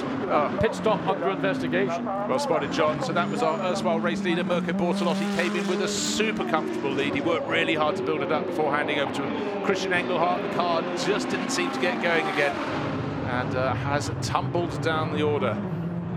And now Marcus Winkelhock, car number 26, going to stay out as long as he possibly can, as will Carlo Van Damme in their Pro-Am class battle. They are the leaders, first and second at the moment, but they owe us a pit stop, and Winkelhock trying to get as close as he possibly can. And here, we're going to have the Lamborghini pulling right in front of the WRT Audi. Different one to yesterday, but I'm afraid Claude-Yves Gosselin right across the nose there of the number 3 Alessio Picariello car. You know, there's a thing called an unsafe release. Whether that was an unsafe release or whether that would be given the thumbs up, that there was no contact and it didn't look like the Audi had to take any avoiding action. So one would assume that that will pass as just being a close call. Yeah, I think so too. But the shot we just saw down the start-finish straight just showed how far into the lead Dries van Tor is. Fastest lap of the race last time around, 1.1 seconds faster than Stein Schotthorst. Stein he's a lap further behind in terms of getting his tyres up to speed, but John, you are pointing to. Well, I'm just looking Perez. down the field at the minute. It looks like Christian Engelhardt is in 5th place, having led this race from the lights going out with comfort.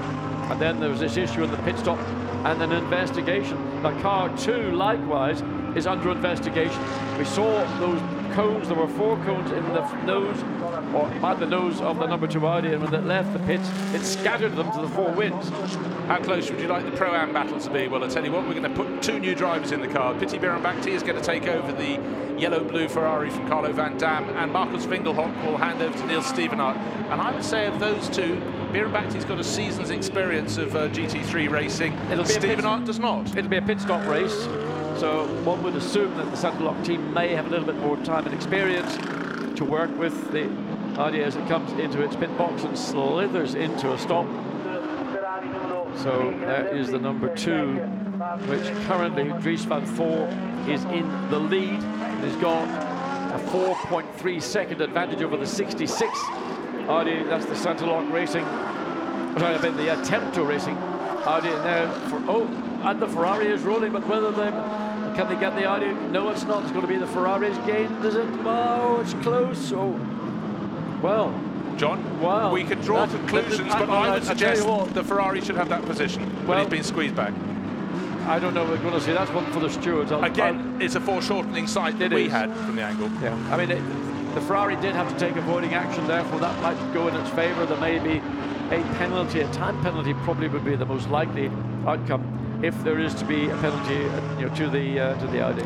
Well, just by word of what happened in the GT4 race from the European Series this morning, one of the cars did exactly that and picked up a 31-second penalty, and because it was very late in the race, the penalty was given, and it was the equivalent of a drive-through penalty, and that converted victory on the track, seized on the penultimate lap to 5th place. So it's a big effect. Oh, it is massive. I mean, any penalty at all, when you've got such close fields and such close racing, it just devastates your whole effort. So whether there will be any penalty for the number 2 Audi, the car that's leading, we don't know what the problem was with the 63 Lamborghini, whether there were maybe too many people, or we have to check it and see. So here is our race leader, Dries van Voor, pulling clear, absolutely fired up on home ground. The number 2 Audi pulling clear. The next car in the shot should also be an Audi, but it's from a Tempto Racing onto another lap. How quick was that lap for Van Voor? Oh, super quick indeed. Car on the background, started by Kelvin van der Linde. It's second. It's the Tempto Racing car. It's now got Steen Schothorst, one of 2 Schothorst brothers, and then in 3rd place, Michael Meadows, taken over from Raffaele Marciello in that dark blue Mercedes, and then comes Christian Engelhardt, who's taken over, and he's got another Lamborghini behind him, Ezekiel Perez Companc. That's the all-green car in 5th place. And then Stuart Leonard, last year's Sprint Cup champion with Robin Frieds there, number 17 Audi, into 6th place overall. Top car, of course, in the Pro-Am class is now the 26 Santalok Racing Audi. Neil Stevenart with Piti Bhirombhakti right under rear wing. Well, I'll tell you, Dries van Voor has done a stunning couple of laps. He's got the fastest race lap of the 1:31.057. His last lap was about a 1/10 and a half slower than that. But clearly, what's going on, Robin Frieds debriefing a little bit with the engineers. That sounds to me like a brand new set of tyres that went on to the number 2. Well, here we have a replay. Engelhardt can't get the buckle. 2 left hands, can't get it done up. They couldn't send him out until the belt was buckled. Now this and then I the cones understand. in front. Robin Frieds arranged for those to be put there. Just joking. But for I don't know number why 2 pulling away, why were they there? I don't know why they were there in the first place. There's no need for them. And then here's the Pro-Am one. It looks like the Ferrari got going better. That was fine. And then the Audi went straight across onto it. Now when you get the rear shot, you can see the pit lane actually kinks at the end. There's no space for the Ferrari. Had to tuck in behind. So I think the stewards will be opening their office door for all comers. As they would say in the vernacular, ka-ching.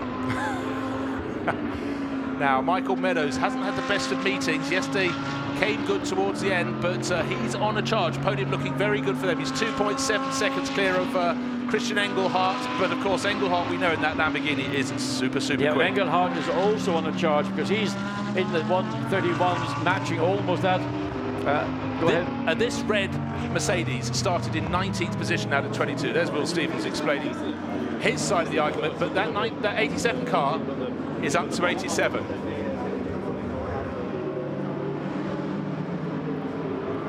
Okay, we've just heard from the stewards the problem with the cones. They were there to stop drivers from not going into the fast lane. Will Stevens didn't pull across into the fast lane. His was the last garage by pit exit.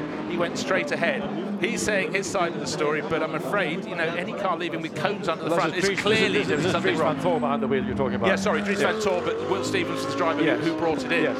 Well, I mean, Will Stevens brought the car in and stopped the car where it was required to do. Number one, Audi just driving into the pit lane, just incidentally, don't know what that's all about, but it's sort of been out of the equation for quite some time. Yeah, just to reiterate, look, here is Dries Van Tor going down into the ground. He should have turned sharp left, but he didn't. Well, he maybe didn't have enough lock. Maybe he doesn't even know those cones were there. It is quite possible he would have run out behind the back of the car. Obviously, it's not slowing the car, but they were there for a reason. And for Will Stevens, he did his part, got jumped to the start of the race, but drove a good, strong race, kept Raffaele Marciello behind him. Now, this is young racer Gilles Magnus, who's just got brought on board, number 3 Audi, crossing over from single-seaters, having a really tight little strap with Simon Gachet tucked in behind. WRT Audi ahead of Santalok Racing Audi. In the background, you can see the Pro-Am battle. And it's still the 26 for Audi just ahead of the 39 Ferrari. They'll just come flashing into the back of your shoulder. Great little battle, great passing manoeuvre. Nice little overtake going into turn 1. So that's the way you do it. You get that run off the final 2 turns, and then you get yourself in position. And you make your late move. It's a late cut you're going to make. You don't want to sort of signal your intentions too early. And the 25 Santalok Racing with Simon Gachet has done a good job. And message on the screen, unsafe release for car 26 under investigation. That is our current Pro-Am leader, Niels Stevenart, who's just taken over after a great stint there from Marcus Fingelhoff. And Piti Bierenbakti was somewhat elbowed aside in the pit lane, but we'll leave that to the stewards out on the track. Great, I'm really, really impressed by the number 3 Audi crew. Alessio Picariello called in at the last minute, did a really good opening stint. He knows these cars, but Gilles Magnus has been racing single-seaters up until now, has had no preparation and has just jumped straight into the deep end and done a really, really good job. Indicates to me that GT racing cars are actually becoming less GT and more racing cars. John, you get the drift? You've rumbled it. Do you get the drift? Yeah, absolutely so. And these cars don't drift that much, that's the whole point. Unsafe release under investigation, car 26. That's the one we saw, the Pro-Am battle in the pits. And in the background, we haven't seen so much of BMW. No, that's Andrew Watson, who's got the 3Y technology BMW in front of Piti Bierenbakti. In fact, Watson is a lap down on that by the looks of things. Yes, and he's done in 19th position. We've seen very little of this car, which is being run by Baz Linders. Andrew Watson, part of the team that's going to run this car in sprint events. So again, just getting the head around a totally different concept to the Garage 59 team that Andrew would have driven for last year, which of course was a McLaren. Frequently when you look around the circuit, you have puffs of dust when a car in front has just run through the ground. I haven't seen so much of the 55 car through the course of this race. That's the other entry with the other shot horse from Attempto Racing. It's not running quite sharp-headed, 12th place overall. At the moment, it's in the hands of Peter Schotthorst. Christian Engelhardt is 1.7 seconds. You can see the gap between the 88 Mercedes and the 63 Lamborghini. So having had that, disastrous pit stop where Engelhardt had difficulty, and I know from experience that I've had difficulty when you make a driver change.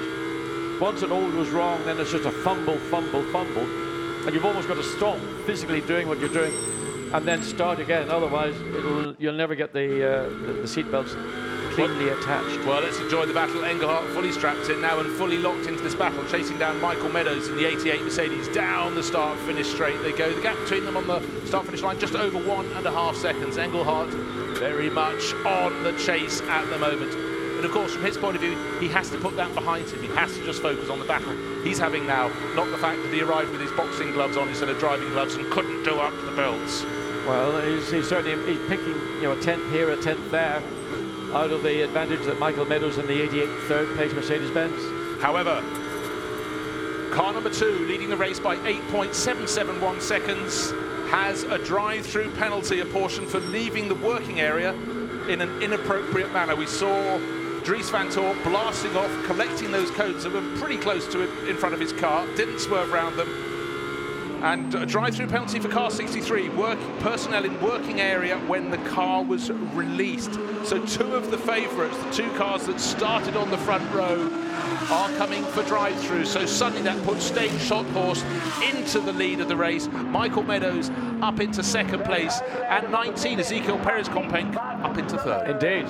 So slot horror almost in the pit lane for the number 2 and the number 63 cars, because they've both been found guilty of, you know, I don't know whether you consider the one offence more serious than the other.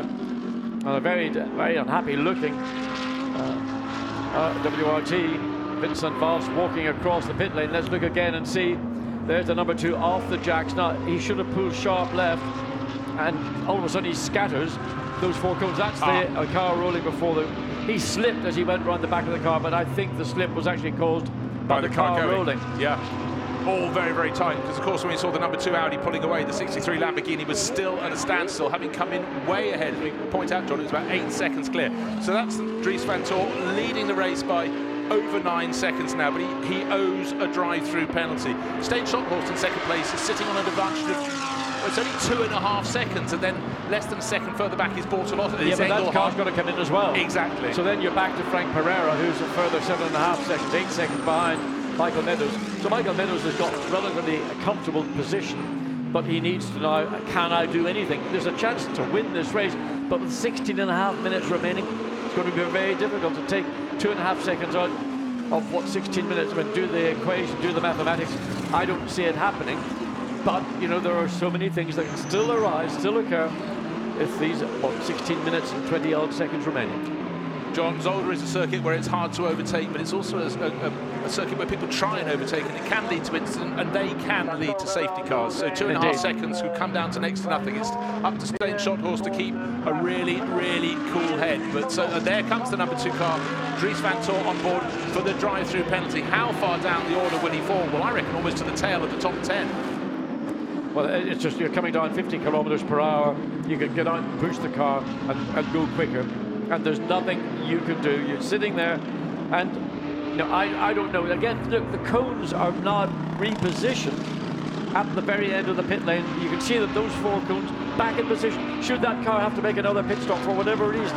Well, just as we saw the number 2 exiting the end of the pit lane, the 87 car making a charge, trying to. Stuart Leonard is about to be passed by Nico Jaman, or is he? But so number 3 was in 9th place, and number 2's come out just inside. Teammate, he'll let through. He's into 8th. Yes, back into 8th position. So a big kick-up of dust as they come out, and well, you can see the number 3 car not wanting to concede to the number 2. But Dries Van Tor knows that he's got, well, fundamentally he's the quicker of the 3 of the driver in the 3 car, who is Gilles Magnus. Watch again. Well, this is Nico, but that's who kicked up the dust. It was Stuart Leonard. Nico Jaman dived up the inside in the red Mercedes, and then came the 2 WRT Audis at the same time out of the corner, and I think Gilles Magnus, we saw him coming out of turn 4 trying to clean his tyres. Look at the body angles that Stuart Leonard is getting his yellow flashed Audi to, but he has been passed. Last year's Sprint Cup champion with Robin Fritz, now being pushed back down to 7th place. It's not been the best of meetings for them, but number 66 really starting to wind it up. When is Christian Engelhardt coming in? Because he's still on the racetrack coming up, and there's Kelvin van der Linde, fingers crossed. Only on one hand. Oh, he's obviously very confident. But where is the Lamborghini? I'm assuming it's on its way in, because it would need to be. There's a penalty to be played out. There it is. It's on its way down the pit lane. So as with the number 2 Audi, it's just 31 or 32 seconds. If there's a sort of counterbalance to the number 2 crew, it's the fact that 63 has picked up a punishment as well, because they're clearly going to be championship challengers through the course of the season. So while they've been pegged back by the misdemeanor, 63 has been pegged back by, well, the unfortunate delay with the seatbelts and the mechanic. Not only has the 63 car had to pay the penalty of driving through a drive-through penalty, it lost, what, 8 or so seconds because of the difficulty in getting the 6-point seat harness fully attached. Double whammy. So Engelhardt back out onto the circuit. He's come out just ahead of Carlo Pitty-Biron-Baptiste. That's 11th place he's returned into. And the next car that he will have to pick off is a Schothorst, but it's Peter Schothorst in 55, the next target for for Christian Engelhardt. Mirko Bortolotti walking around the almost perpetual smile of 2017 shone so brightly yesterday, not shining quite so brightly today. Bortobotti did all he possibly could. We're waiting for the Pro-Am leader to come in for unsafe release for car 26. We saw that with the Ferrari, the Colin Van Dam Ferrari, so Marcus Winkelhock, not him, but the release has been deemed to be unsafe, so that's another car that's going to drive through. Is the gap between first and second coming down? The 88 Mercedes, Michael Meadows in second place. It's not coming down, it's gone out by about a tenth of a second. Then Ezekiel Perez Compact, here he comes in third place. Car 55, drive through, unsafe release. So that's the car, in fact, just in front of Christian Engelhardt. That's Peter Schotthorst. So that will gain him a place. And Dries Van Tor didn't take a prisoner there, just cut in and made, and look what happened. Well, Simon Gachet almost off the circuit. Gilles Magnus going around the outside because it'll be horribly dusty tyres. So, in fact, the WRT cars hunting almost as a pack. Completely unintentional. But it's almost as if Simon Gachet was slightly unaware of Dries Van Tor, and he was like, stepped too far to the right, and of course then found himself off track, and that of course let the Audi that was following make that pass a relatively quick and easy, clean pass. Well, as you can see, he left the door just wide enough for 3/4 of the car's width, which is more than enough for Dries Van Tor. Because he took such a shallow entry into the corner to make the pass. Wide. He forced the 25 Audi out wide, so there you can see, look. Oh yes, where would you like to turn, Mr. Gachet? Well, you have no choice. Absolutely, I mean, Dries Van Tor made the pass, very narrow angle going in, and the consequence was he was exiting the corner far, far too early. But with the 25 Audi on the outside, something had to give, and there was the 25. Well, 11.5 minutes remaining. Here is our race leader, Stijn Schotthorst. We've seen his teammate Kelvin van der Linde in the pits with his fingers crossed, but still quite a long time to go in this race, and the Mercedes trying to hunt him down, but is losing. In fact, they lost a third of a second on that lap, so Michael Meadows not making an impression. In fact, quite the reverse. Is he going to be caught? I don't. He's got 8 seconds clear over Ezekiel Perez Compact. Fantastic drive up into 4th place by the 87 crew. I'm just going to reiterate, they started 19th. So Felix Sarayas and Nico Jamin, hats off to them. They've worked hard and they've made positions, and they've done it without contact, and they had a good pit stop.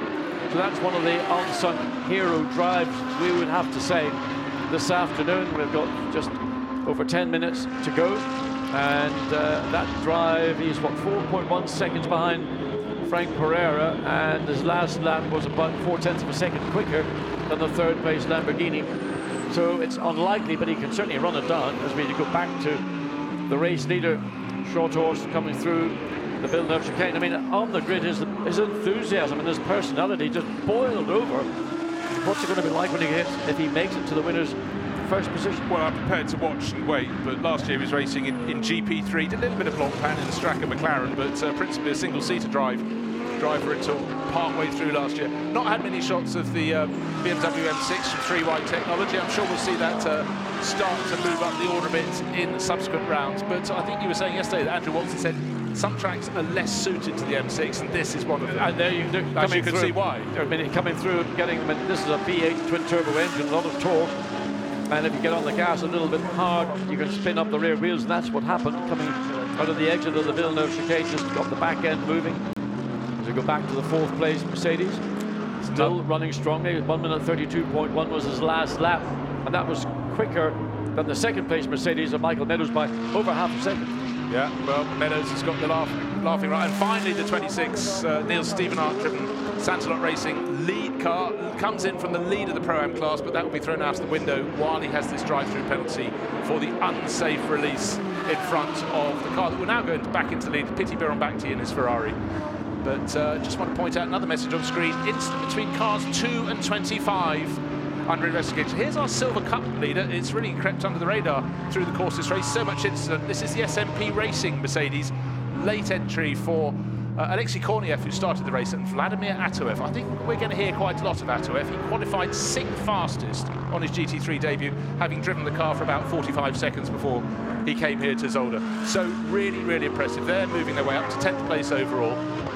But just to point out, message on the screen, the incident between Dries Van Tor diving down the inside of Simon Gachet under investigation. Well, I mean, it was a dive down the inside. It was a legitimate pass, but the outcome of it was to make the exit. Van Tor had to exit the corner way, way far too early, and of course that was a total compromise to Simon Gachet, who was doing nothing wrong and was effectively, I would call him I mean, loosely a racing incident, because there didn't appear to be any physical contact, but there was a bullying move. But you know, sometimes if you're a racing driver, you've got to do things. You know, it's not about skeletrics. This is real motor racing. John, you're absolutely spot on. Looking at our Pro-Am leader, just saw the graphic, was still listing the Santalok Audi in the lead, but of course that was done with the Audi coming into the pit lane to serve that drive-through penalty, dropping it right down the order. So the BMW, Andrew Watson, has now been passed by Christian Engelhardt. Engelhardt at the moment lapping down in 9th place overall, and he's many seconds down on Simon Gachet. Simon still on track in 25 Audi after the roustabout passing manoeuvre down into turn 1. Bid John Watson adieu until we get down to Parc Fermé, where he'll be greeting the top handful of drivers. And I think if he's got Stijn Schothorst as a race winner, we'll have to tie ropes to his ankles to keep him at ground level. He'll be absolutely bubbling with excitement. There he is now, just taking it easy, the front of the race. 4.7 seconds clear last time around. No flamboyant driving at this point in the race. 7 minutes remaining. Lights ablaze, but no one in front of him to flash them out. In the background of the shot, Michael Meadows, I fancy actually has, I was going to say slightly closed this lap, but I've looked at the first two timing sectors out of the 3 points around the lap, and in fact the gap is going out and out for the race leader. Santalok Racing, they've joined the championship in recent years, but this is a massive step up, moving across to Audis and putting one over Team WRT on their home patch is a big feather in the cap for the team based at Hanover Airport in Germany. Acker ASP, that's Jerome Policon's team, number 88, heading for second place. It's been a meeting in which the Mercedes just haven't really been on the pace, so to come away with, in fact, Mercedes 88 and 87 in second and fourth positions is a very good result indeed. A dint of the diligence of the drivers. So looking through the windscreen, and for Michael Meadows, he can see the race leader up ahead, but he's gradually losing ground as into the first chicane he goes. That's turns 5 and 6 already. The race leading Attempto Audi up over the crest. Now the British driver goes over the top of the hill, down into the compression. Next thing he'll see when he gets the car in a straight line is the point at which he needs to brake very heavily for the Villeneuve chicane, avoiding the cone on the inside, using the curb on the second part of the corner, and then into the remains of the Tillamenbocht. It was originally one massive double right-hander. Left would have been a problem. And down to turn 12, heaviest braking of the entire lap. A lot of drivers run a little bit wide, attempt to get on the power too early, but beautifully under control there from Michael Meadows. It's lost a little bit more ground at this point in the race. Clearly the Audi has a bit of an advantage around the Zolder circuit. Its performance characteristics more suited to the fewer high-speed corners and the more twisty ones. So let's take a look with 5 minutes to go. Here is our race leader, Stijn Schothorst. Kelvin van der Linde sitting in the pit lane, having started the car. Then in second, the blue and white Acker ASP Mercedes. Michael Meadows at the wheel. Third place, the number 19 Ezekiel Perez Companc Lamborghini. And in the background, I fancy possibly just closing in a little bit, yes, by a quarter of a second, Nico Jaman is second of the Mercedes from Acker ASP. Fifth place, Stuart Leonard. In fact, he is being caught by the number 3 car. Gilles Magnus, Simon Gachet in behind, and the number 2 car is having its second drive-through penalty, so that has tumbled down to 8th place. In fact, Engelhardt should probably pass it. So these two cars that started on the front row, both with drive-through penalties, but 2 of them for the number 2 car.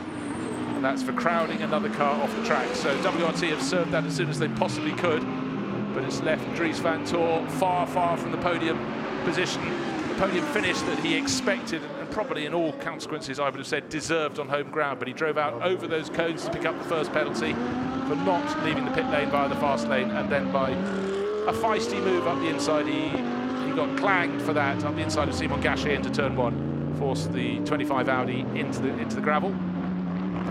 Both continued, of course. Here is our race leader. There is nothing that Michael Meadows can do. He lost another 10th of a second last time around, doing his absolute best in the big Mercedes. But no point taking too many risks at this point in the race. Keep it clean. There's Raffaele Marcello. He'll be happy with second place. Yeah, look at that. Big relief. He started from 5th on the grid, but with 5.5 seconds deficit to the race leader. No point throwing caution to the wind. Nothing to be gained, everything to lose should you throw it off at this point in the race. So we've got an Audi set to win ahead of a Mercedes and a Lamborghini yet again, showing the sheer variety in the Blancpain GT Series. Started with 7 manufacturers and 8 different models of cars. Our starting runners just saw the Bentley going through in the hands of Josh Cagill, started by Aaron Taylor-Smith, the driver who's just moved across from the British Touring Car Championship. But Verstappen Schotthorst has now turned his back on a single-seater career. In fact, looking at the height of the fellow, that tall he is, I'd suggest that he's probably not best suited for that category of racing. But there's the sister car, number 55 from the Attempto Racing crew, just taken the number 26, which is running second in the Pro-Am class. So that's the other Schotthorst. That's Peter Schotthorst. So it's an increasingly good afternoon. The 55 car, as far as I remember, had a drive-through penalty as well. So really, they could have had a better result too. But to get one car on the podium would be fantastic for Attempto Racing. But to get one car to the top step of the podium will lead, I would suggest, to massive, massive celebrations. Nice, tidy move there into the final corner.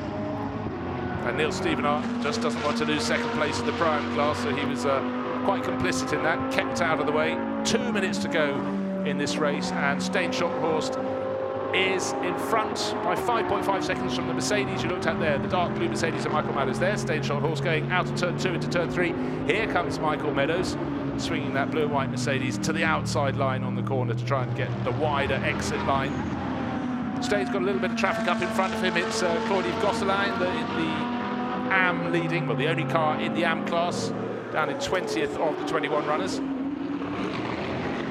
Sorry, only 20 runners now because we've got the number 1 Audi in the pit lane.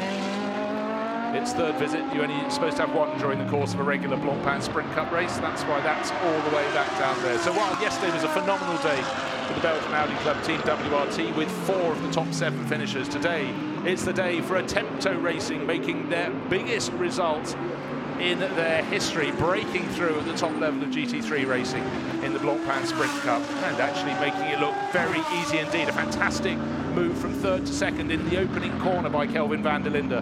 Handed the car over in very good order, but it has been helped, it must be said, by not 1 but 2 drive-through penalties to the number 2 Audi crew, and also a drive-through penalty and a very, very delayed pit stop to the 63 Lamborghini crew, the winners on the first of the 2 races here at Zandvoort. But into the final minute, looking happy, looking comfortable, looking balanced. On to the final lap of the race with an advantage of, it'll be around 5.5 seconds over Michael Meadows. Here is Meadows in the big blue Mercedes.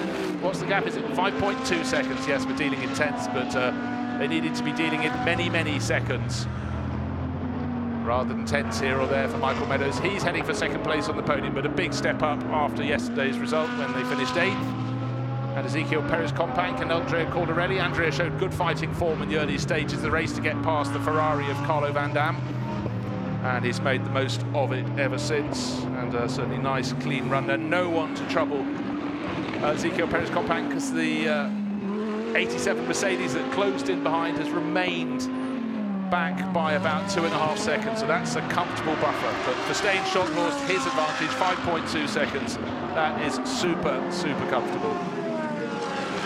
In the Silver Cup class at the moment, it's still the number 3 Audi heading to victory in that, ahead of the 35 Russian-driven Mercedes and the 90 Jack Manchester Nico Bastian Mercedes heading for 3rd in class. And in fact, that has just moved ahead of the Pro-Am class leader, which is Piti Birankbakhti. So the 3 Silver Cup class finishers will be ahead of the best of the Pro-Am cars, but no one will be ahead of the 66 Audi coming down. Aaron Taylor-Smith will get one more lap in the Bentley, but victory, first time out in the championship. The first race yesterday, they set a good marker, but today for Attempto Racing, for Stein Schotthorst, the driver who started, Kelvin van der Linde, their maiden victory in the Blancpain Sprint Cup. That means a huge amount to the German team. They moved across to Audis this year. Second place for the ACA ASP Mercedes team. Michael Meadows comes to the finish, he flashes the lights, and in the background, 3rd and 4th, Ezekiel Perez-Companc, holding off in the Lamborghini, holding off the 87 Mercedes behind. Here comes the Silver Cup winner right on the tail of Stuart Leonard. It'll be 6th place and victory in the Silver Cup class car for the 3 Audi. And in the background, not too far further back, we should see 2nd place car in that class, which will be the red and blue flanked Mercedes of SMP Racing. Pro-Am winner coming down, Piti Birankbakhti, 11th place overall. Really a very accomplished performance from Carlo Van Dam in the first part of the race. Piti Bieronbachti did what he needed to do. There was that incident as they tried to leave the pit lane alongside with the challenging Santalok Audi. The Santalok Audi got pinged at the drive-through penalty. So Piti Bieronbachti said before the race that it was all about him making sure that he won the Pro-Am class. They've done exactly that. But for the Attempto Racing crew, there is Kelvin van der Linde. He and his brother, a great racing duet. And in fact, we've got the two shot horse racing. Steyn, who won the race, and his brother Peter, who finished down in 14th place. So dynasties are being laid down, but today it's all about the 66 Attempto Racing Audi from the 88 Mercedes and the 19 Lamborghini. They were helped by drive-through penalties for the two leading cars. Two cars that started on the front row of the race, but don't forget, this car had moved itself into second place right from the outset of the race and has proved that that too is right in the melting pot for victories in Blancpain Sprint Cup rounds. So new faces, exactly how we like them to be, coming out to play in this championship, and it's always good to stir the pot and see who rises to the top. And for Kelvin van der Linde, he just cannot wait to greet Steyn Schothorst. Steyn coming in now.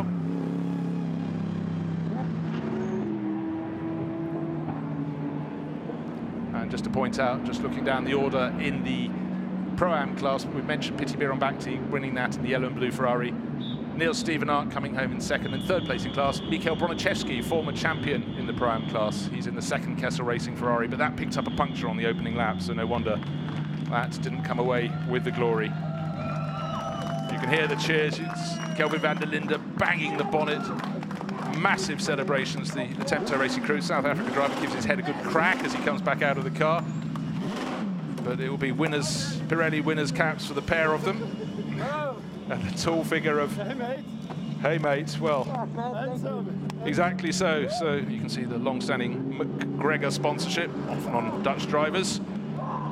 And happiness up and down the Parc Ferme area as well. And that's the two Lamborghini drivers, Andrea Cordarelli, and maybe some damage they're looking at, or a tyre that is scarcely a tyre anymore, but certainly Ezekiel Perez compact push very hard indeed. But let's go down. Joel Watson's made it down to speak to the winners. Let's go down and join Kelvin van der Linde and Steyn Schothorst. Kelvin, how good is it to be in the winner's circle today?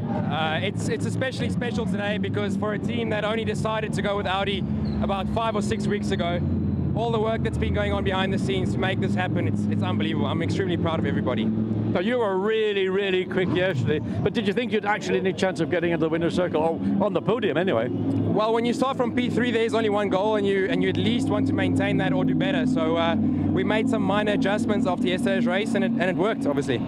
Steyn, before the race started, you were like 100 feet above me. How high are you now? Oh, mate. Can't even describe it. Oh, that was mega. The car was mega. Pit stop was good. Team did great. Kelvin did a fucking good. Very good. Apologies for fruity language. Oh, sorry guys, no, but I'm on the moon. This is great. This is really great. Kelvin, I mean, a fresh partnership. How do you get on when you've got a new, particularly a younger and maybe less experienced driver than you? I mean, are you teaching him, coaching him, or does he need any? Well, I mean, he comes from a GP3 background, so I'm pretty sure he knows how to pedal a race car, but obviously a GT3 is a different story. We try and help each other as much as possible, and I learn from him as well. Don't make a mistake. We learn from each other and we improve as a team. Well, it's great to see our two guys who are absolutely over the moon with their success. Yes, well, it's the first race of the season, obviously, so that's an extra plus, and also I'm very happy for the team because first race with Audi for them. They haven't had a win for quite a while, so also for them this is great. Get up there and spray that champagne. Well done. Well, massive enthusiasm there from Steyn Schothorst, and Kelvin van der Linde's role should not be underestimated. Of course, having only crossed over about 6 weeks ago, Kelvin has 4 seasons of Audi experience behind him, and he will be teaching them many things. Here it is too. So let's go down to second place finisher Raffaele Marciello and Michael Meadows. Raffaele, you've worked hard over the weekend. You've finally got your car into the podium. Yeah, we had a good race. I mean, I don't know why the number 2 didn't got a drive-through earlier, because he jumped the start, actually, and all the line went quicker.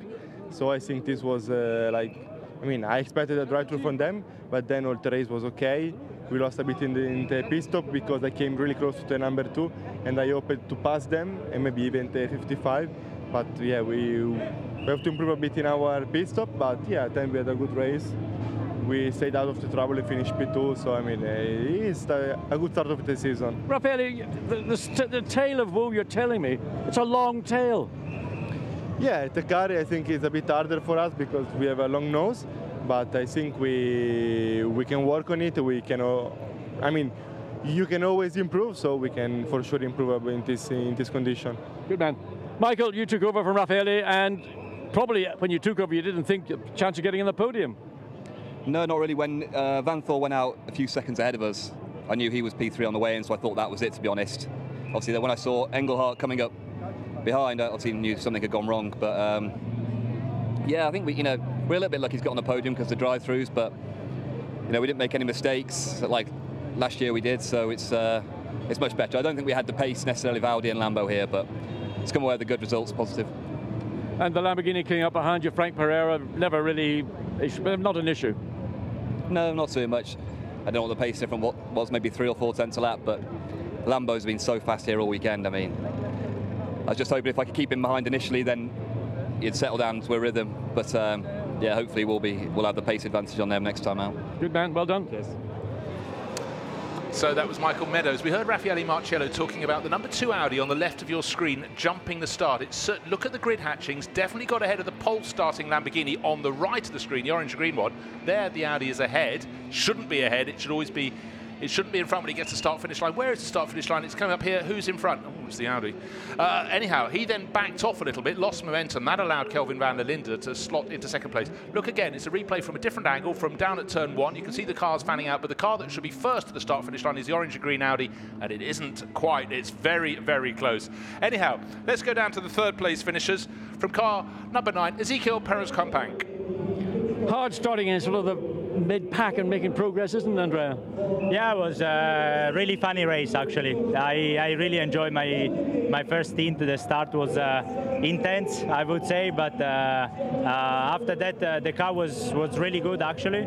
I got stuck a little bit behind the Ferrari at the beginning, so I lost a little bit of time compared to the guys in front, but at the end I think we did an amazing job. We were scared about a tire puncture that we could have. So yeah, we were lucky, but at the same time I think we did an amazing job today. And Ezequiel, you were trying to chase down the 88 Mercedes. You're closing, but they just ran out of time. Yeah, it was a pity because, as Andrea said, we had a problem with one tire pressure, so I was staying off the curbs, trying to get the car home. So yeah, I think we did a really good job. I'm really happy to be again on the podium with Andrea. We did 4 races together and 3 podiums, so I'm really, really happy.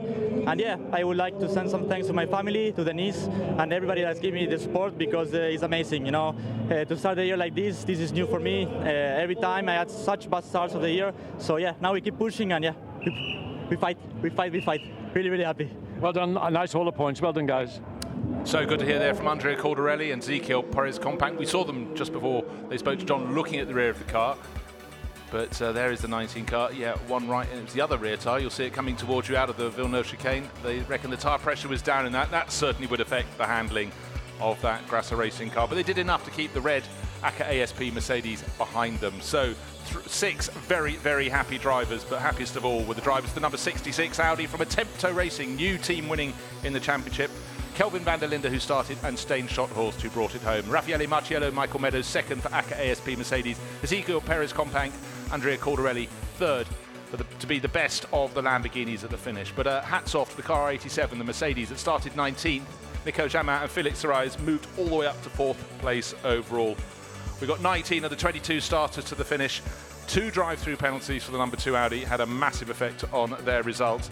And likewise, 1 drive-through and a long delay in the pit garage, or outside the pit garage. The 63 Lamborghini took them out of the reckoning, but it's given other drivers a chance to come up to the top steps of the podium. And already we've got the 3rd place Lamborghini crew of Perez-Companc and Caldarelli on the podium, joined in 2nd place by Michael Meadows and the taller figure of Raffaele Marciello. And now, I'm sure, leaping to the top step of the podium are the winners. Kelvin van der Linde, led up by Stijn Schothorst, Nancy Kahn from Attempto Racing on the right-hand side, just below the steps, wearing jeans. New winners.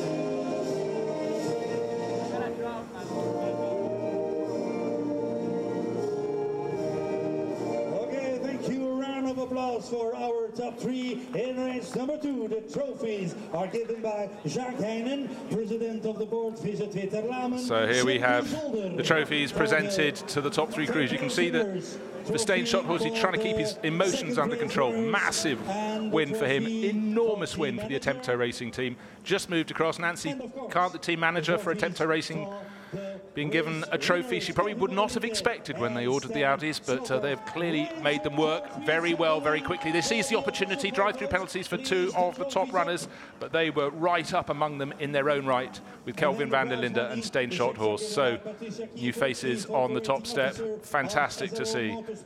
3 manufacturers among the top 3, even more fantastic to see. So Audi coming home ahead of Mercedes and Lamborghini in 3rd place. €12,500 for the winning team. They will take that every day of the week. So Patricia Kiefer congratulating the team manager of Attempto Racing as well. So it'll be trophies up for photos. The drivers know what might be coming next. They want to spray the champagne, but they have to raise their trophies one more time. Not easy for Stijn Schothorst with the check as well. Yes, he's got it under control. So congratulations to all 6 drivers up on the podium after an enthralling race. The second race of the opening round of the 2018 Blancpain Sprint Cup. Next outing for them in the Sprint Cup is at Brands Hatch. But between then and now, we also have the first of the Endurance Cup rounds at Monza. And more excitement absolutely guaranteed. For Stijn Schothorst, you can see that smile is not going to come off his face for some while, apart from when he has champagne squirted straight into his eyes by his own teammate.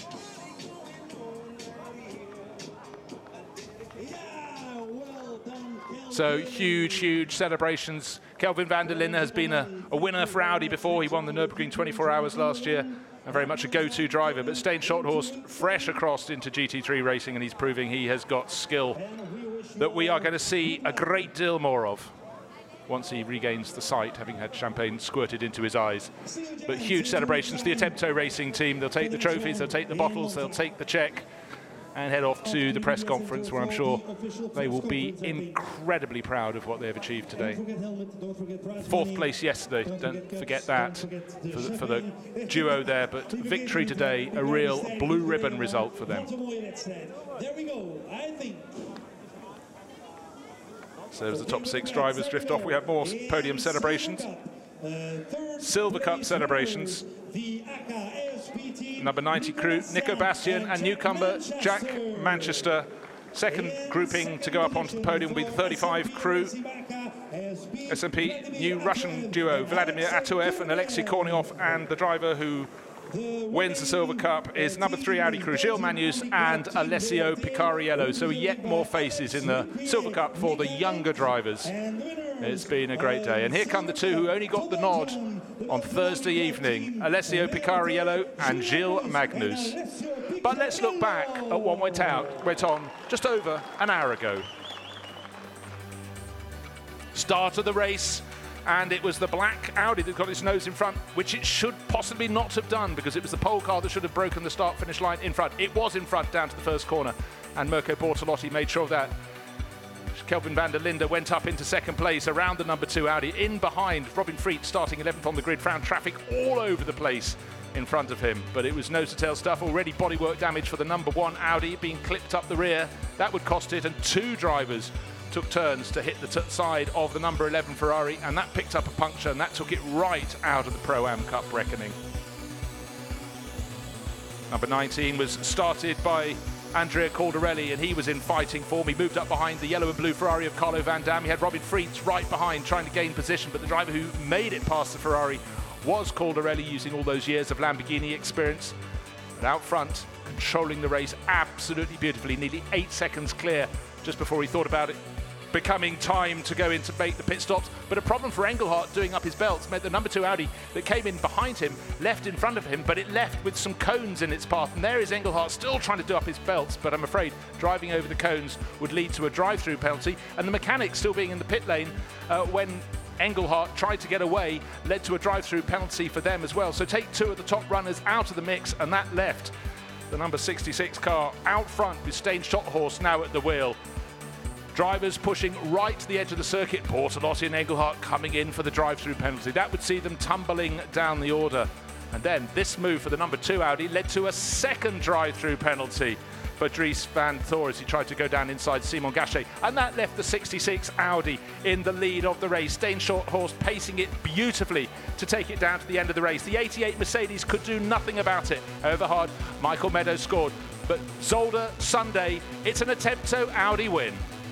And goodbye from us.